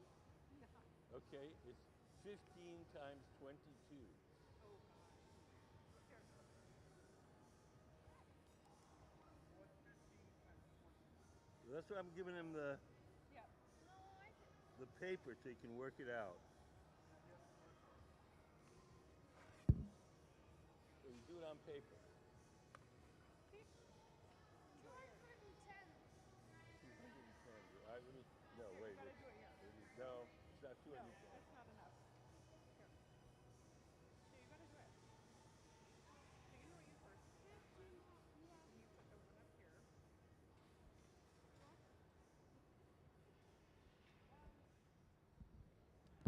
Just try to do it again. Why? Why? I can do. Taliba. Taliba now. Taliba. Vad kan man med nyawa? It's close, yeah. Så det är 0 här. Vad är 0 här? Så det är 1 här. It's 2 really gånger cool. 1. Vad är det? Plus 1. 2 gånger 1 plus 1. 2 gånger 1 är vad? 2 gånger 1. 2 plus 1.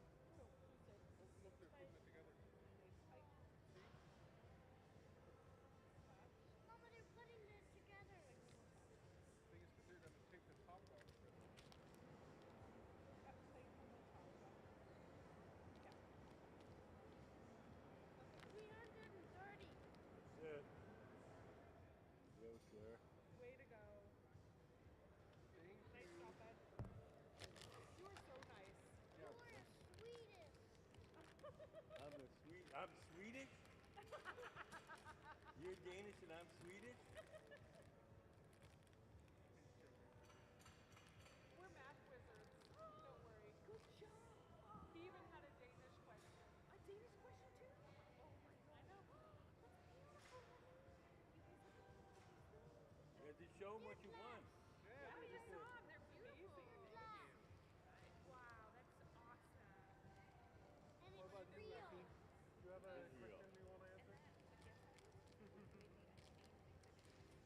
Really? It makes sense. Okay. I love that. Did you guys say thank you? Mabel, did you say thank you? Yeah. We did. Oh, good. We always told them you are the sweetest, which was that cute. That was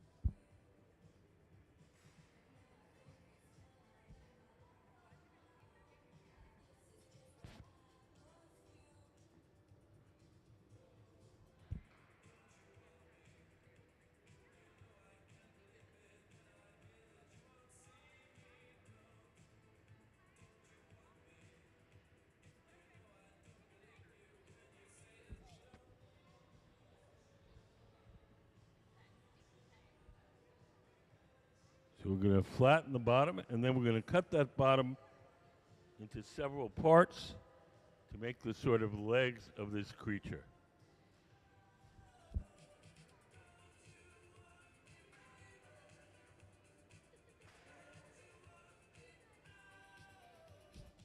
Can we put up Bri's drawing? So these are the drawings for her sculptures.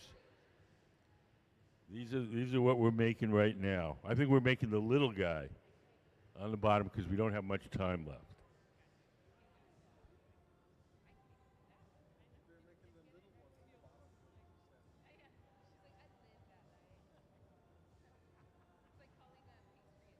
So right now, Bri is making the body of that little guy, and all those little orange additions We made those earlier in the day. They're sitting in that oven over there, staying warm.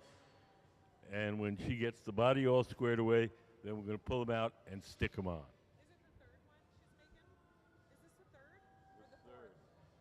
I haven't counted them. You haven't counted. What? I've been busy learning Danish.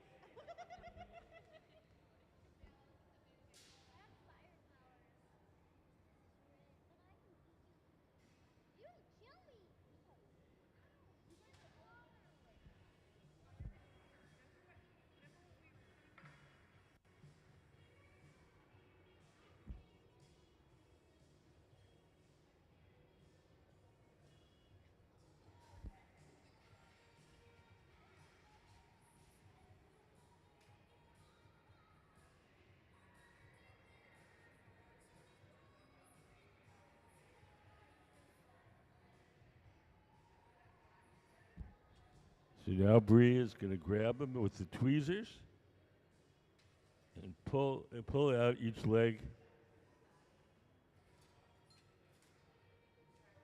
to do a little.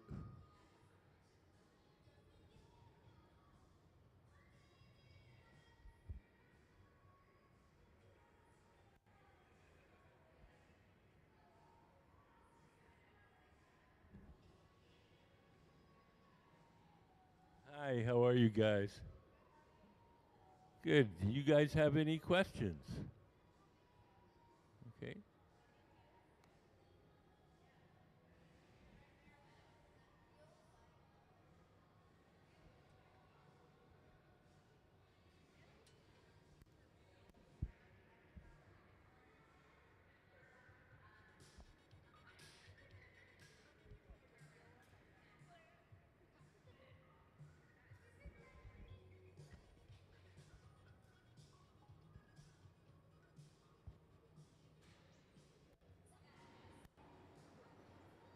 Hi, how are you guys?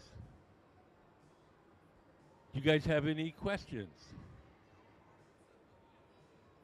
How hot is the oven? 2,300 degrees. That's 200 degrees hotter than the hottest volcano.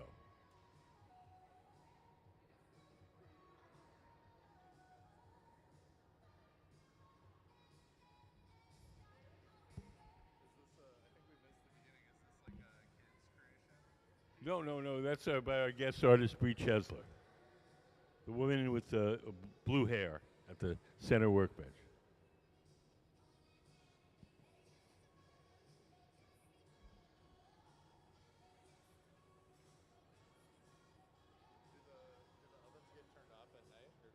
There's two kinds of ovens.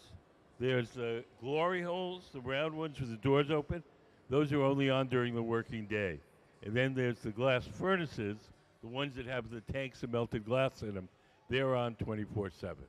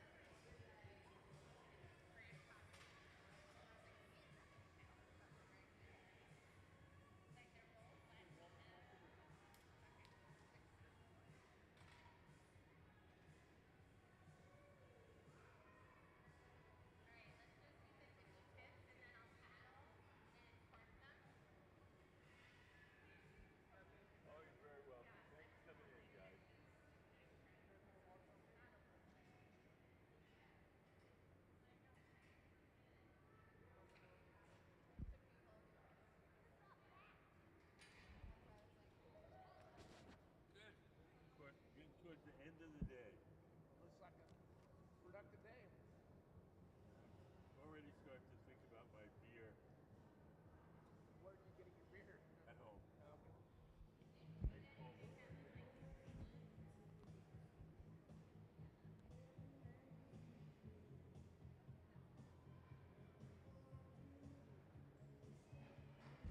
I just want to give everybody a heads up. It's 4:45. If there's anything you want to do at the museum, we close at 5 promptly. So if you need to go to the gift shop or you want to look at the exhibits, now would be the time because we will be closing in 15 minutes.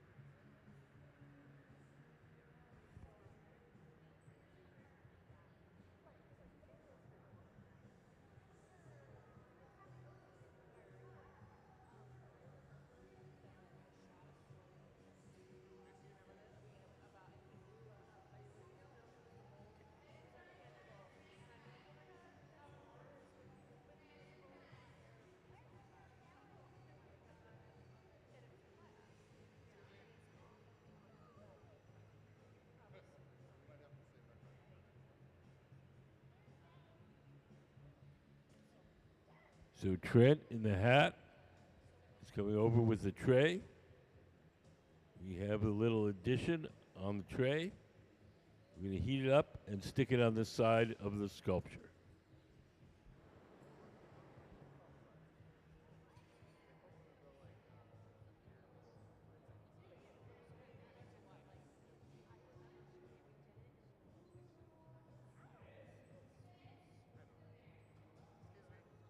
Yes. We had one question for you. How does the glass turn colors? How does the glass turn colors? We mean like red and blue and green, or turn colors while you're watching? Turn colors while we're watching. Well, when it gets hot, it glows orange. Like, you ever look inside a toaster? Or like, what about like the candle flames? Yeah, when things get hot, they give off different colored lights. So as long as it's hot, it's going to glow orange, and then when it cools down, the orange is going to disappear. Cool. And Do you have an electric stove in your house? We do. We have a toaster. I don't know if we've looked in it really. I think you should look at your toaster. Yeah, we'll check it out. When the wires get hot in your toaster, they're going to glow orange just like the glass. And how do they get the color otherwise? Like, how do you make The color like in the red or glass? blue or- yeah. The color in the glass comes mostly from metals dissolved in the glass when you first cook it up. Cobalt makes it blue, chromium makes it green, tin makes it white, a little bit of gold makes it a beautiful ruby red. So when it's in the melted like oven, it's just plain, and then they add stuff to it. No. You have to do it when you first cook it up from scratch. Oh. It's like making a chocolate cake. You get all the ingredients together and you bake them. So we can, like right now, those are full of clear glass, and we couldn't put anything in there to make them blue now. You have to do it from the raw material.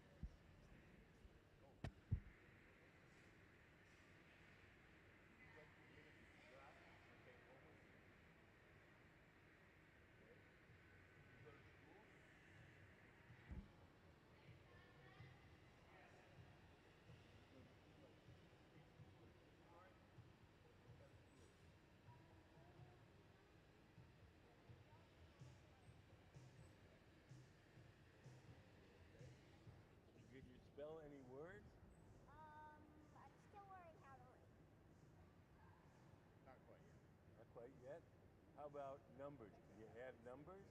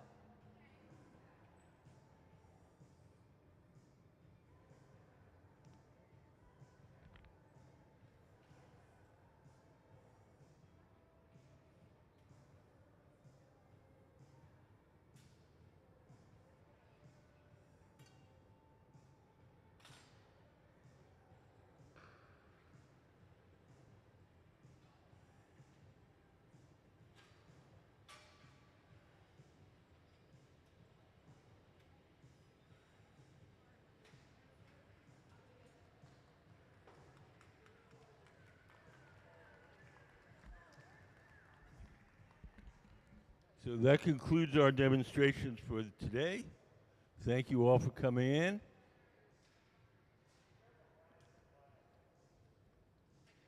Thanks for coming in, guys.